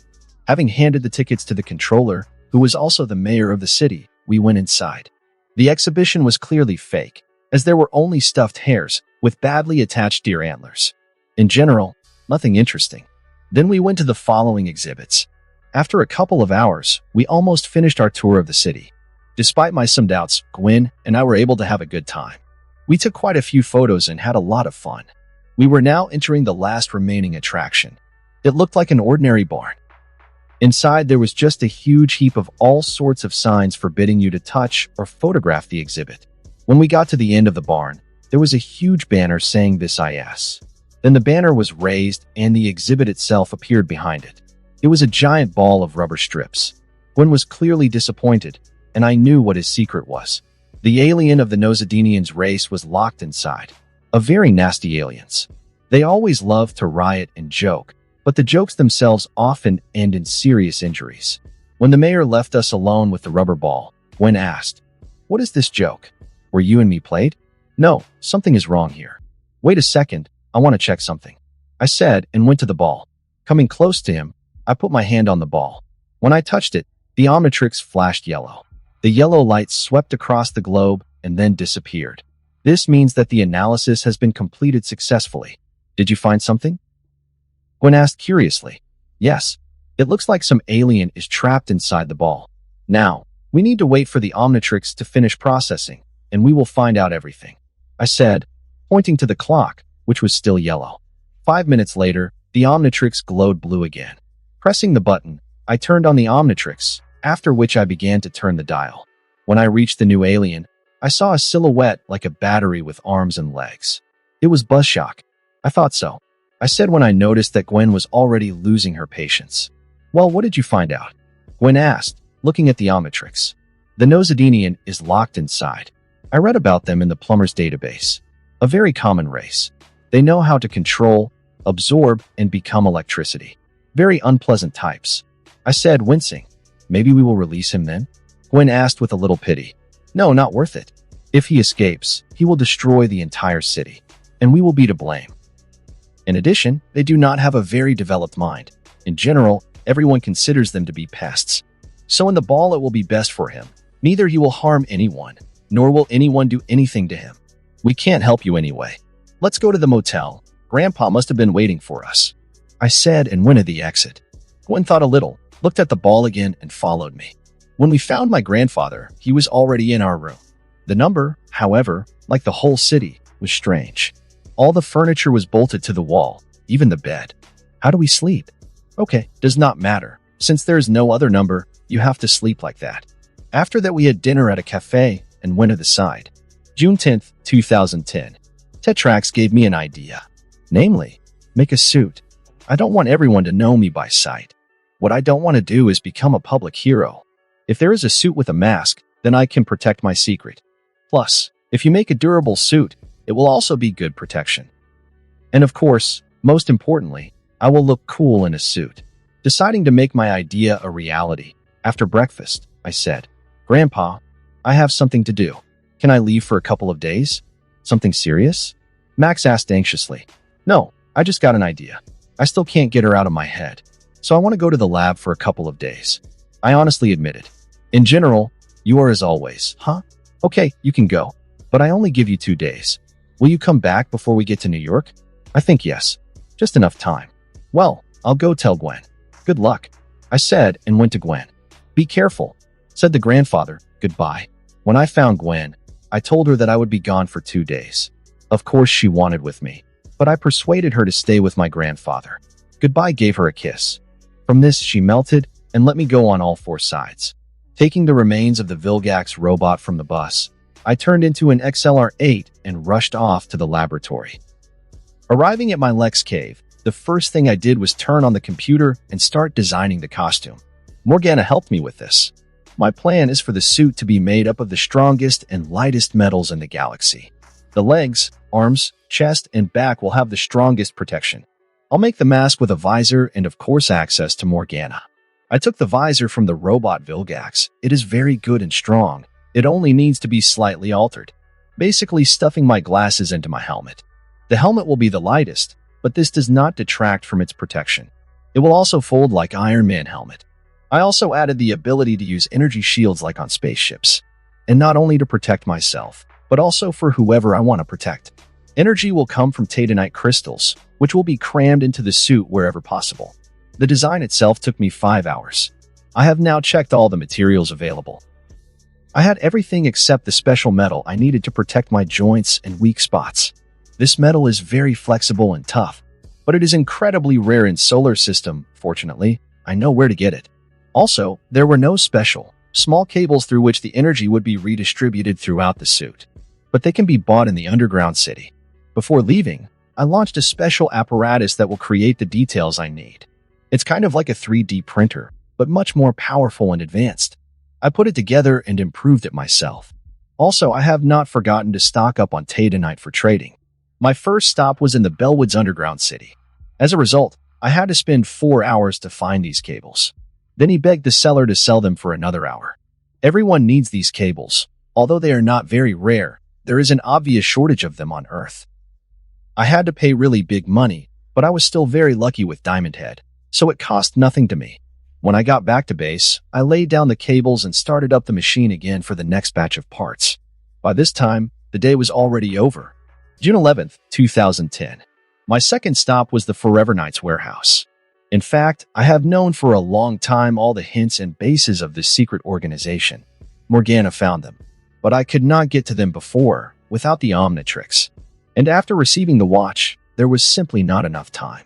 The trouble is that I did not know in which storage the metal I needed so much was, so I had to check everything. I did a simple combination, XLR 8 to arrive at base, Ghost Freak to check everything. I found what I needed, only on the 5th attempt. This storage facility was located in Alaska. I was very annoyed with all these searches, so I took all the metal they had, only 10 kilograms.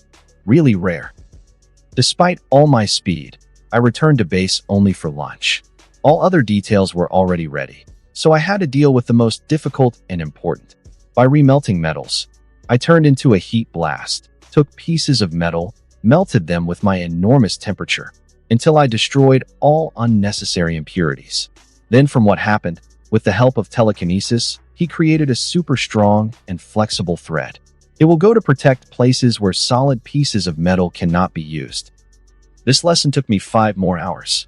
Later, I became myself again, and with the help of the alien forge created the main protection of the suit. I finished doing this only by the next day. June 12, 2010. Having finished preparing all the details, I finally checked them and made sure they were working properly. The final work has now begun. I turned into upgrade and used my fluid body to put all the parts together to get my suit. When the suit was assembled, I added the entire tandonite in special sections. And now, the suit was completely ready. Having become a man, I put it on and began to check.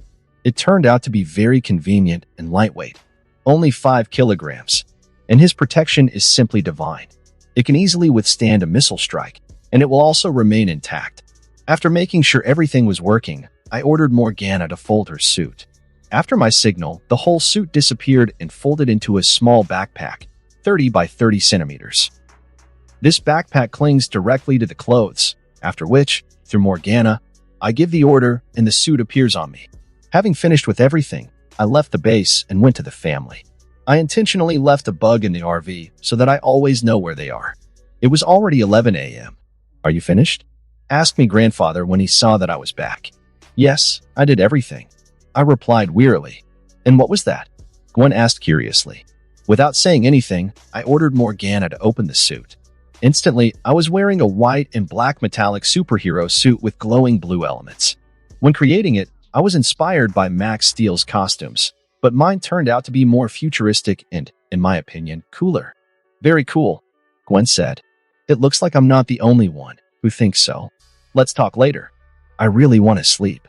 Taking off my suit, I said and went to bed. The omnitrix signal woke me up.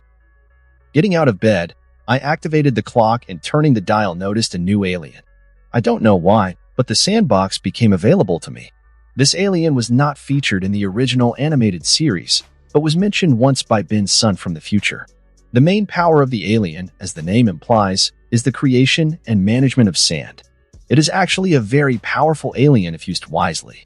A great example of this is the villain from the Marvel Comics or Gaara from Naruto. The main weakness of this alien is pretty obvious. This is water. One must be careful not to use it near a water source. It is not clear where it came from, but in fact, I'm even glad. I will say it again, but the more aliens are available, the better. Morgana, is there any information about this alien in the Orderly's base? I asked my favorite artificial intelligence. There is something, but not much. This alien, a representative of the Sandarian race from the planet Sandora, which is located in the constellation of Cancer.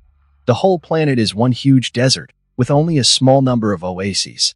There is also a description of the basic abilities of this type, but I think this is understandable. That's all. Morgana told me. Really not a lot, but at least something. Although the alias Sandbox, I do not like. For such a worthy hero, it's too stupid a nickname. I will not deviate from the classics and will simply call it the Sandman. Yes, that would be better, I said to myself, finally nodding at my decision. After completing my watch check, I walked to the front of the bus and sat down opposite Gwen. What time is it? I asked. It's already 10 o'clock in the evening. Gwen answered, looking up from the book she was reading. I slept well. Are we coming to New York soon? I asked the grandfather who was driving. Drive for about half an hour. Max answered me. Good. So why did you make yourself a suit? Gwen asked, putting the book down. I don't want to shine my face. For me, and so half of the galaxy to hunt, because of the omnitrix. I don't want everyone to know who the omnitrix belongs to. Plus, protection is never superfluous. This suit will take a tank shot. I said. I see. Will you make a suit for me? Gwen asked hopefully. I can. In fact, it was necessary for a long time. Protection definitely won't hurt you. Yes, and I will be calmer. After thinking a little, I said, and then added, but I will make it not so strong, but it will increase your strength and speed. Looks more like an exoskeleton than a suit. Thanks a lot, Gwen said with a happy smile. She clearly wanted to kiss me, but stopped because of the presence of her grandfather. Then we continued to talk on abstract topics until we arrived in the city. Grandpa decided to surprise us and brought us to a 4-star hotel where we will stay for one night. Gwen was just delighted with this, because it was possible, at last, to take a full and decent bath, and not the ones that were in motels. Plus, there was a jacuzzi and a sauna, just a girl's dream. Of course, I could remodel my grandfather's mobile home and turn it into an ultramodern mobile base with all the amenities, but grandfather loves his old bus too much with all its flaws, so I decided not to change anything in it. Grandpa rented a large room for us with 3 beds. Gwen wanted a private room, of course, but it was too expensive. Although I offered to pay, my grandfather was too stubborn and refused it. I didn't really care, because I really wanted to sleep. I didn't have enough time on the bus to get enough sleep. Therefore, entering the room, I only had time to take a shower, after which I immediately fell asleep. June 13th, 2010. In the morning, we had breakfast at the hotel restaurant, after which we went to spa treatments.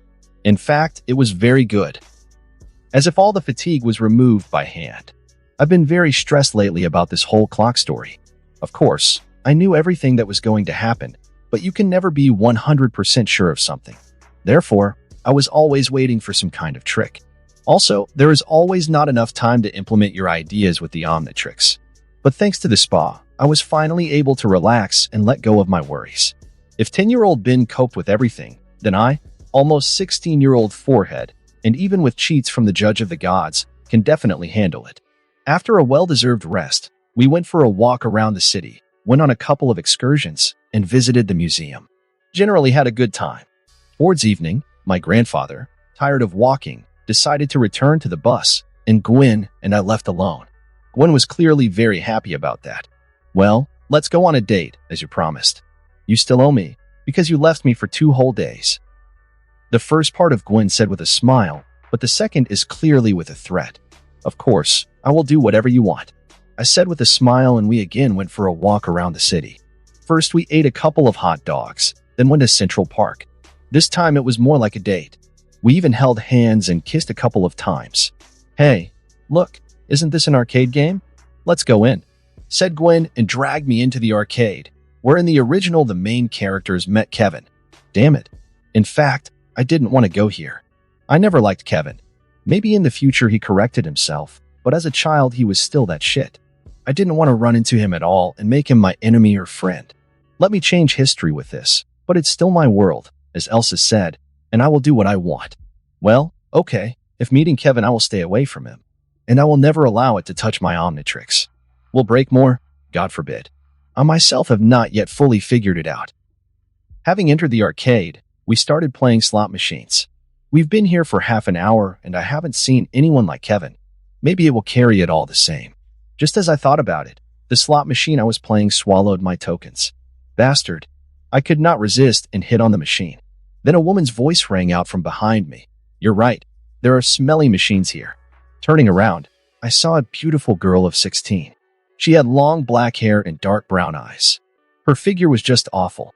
Breast of the third size, wasp waist and curvy hips. In general, just a hot beauty. Looking at her closely, I understood. I really hit it. Ashley POV. My name is Catherine Ashley Levin, but I prefer to simply be called Ashley. I am 16 years old. My parents' names are Amanda and Devin Levin. My father died when I was 5 years old, but my mother told me about him. He was a real hero. He worked as a space plumber, essentially a space policeman. But he died at work, and my mother did not tell me the reason. When I was 7 years old, my mother remarried. My stepfather's name is Harvey Hackett. In fact, he is not a bad person. He takes care of my mother.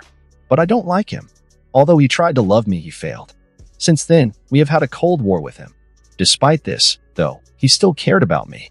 But that was before I awakened my superpowers inherited from my father. I can absorb energy, mainly electricity, and use it. My mom and Harvey don't like the fact that I had superpowers. Because of this, we constantly fought. They didn't want me to use my powers, and I loved that. I felt that it was just natural for me, and I needed to use my powers more often. One day, the quarrel got out of control. Ashley, I order you, don't use your powers anymore. My mother shouted at me. But why? I love the feeling of power. Why are you forbidding me? A loud cry. I asked. It may be dangerous, she said reluctantly. What's so dangerous? It's natural for me. Or is it something to do with your father? I could not resist and asked. When I asked my mom, she slapped me in the face and said aggressively, never mention your father. You will never use your powers again. I forbid you to do this, like your mother. After the blow in her words, I could no longer tolerate it and ran away from home. It was a month and a half ago. Since then I have been living in an abandoned metro station, and I have settled well there. And all my free time, I spend in the local arcade. And so, I thought it would be another boring day in the arcade when I saw it. A guy about my age. He had black curly hair and incredibly beautiful dark blue eyes. He wore glasses and 2 strange bracelets on his arms. He was dressed in a blue shirt and black jeans. Despite the fact that he was very handsome, something else attracted me. Something drew me to him. It was as if something inside me longed for him. As soon as I saw him, I was struck directly by lightning. Maybe this is love at first sight? So, I stared at him for about 5 minutes, after which I decided to come up and get to know him. He just had problems with the arcade game, and I can help him, and at the same time I will show my best side. And that concludes this episode. If you enjoyed it, I'd seriously love it if you guys could leave a like on the video, as it genuinely helps out so much, and it keeps me going, plus it takes only 1 second. That said, have a wonderful day. See you in the next one.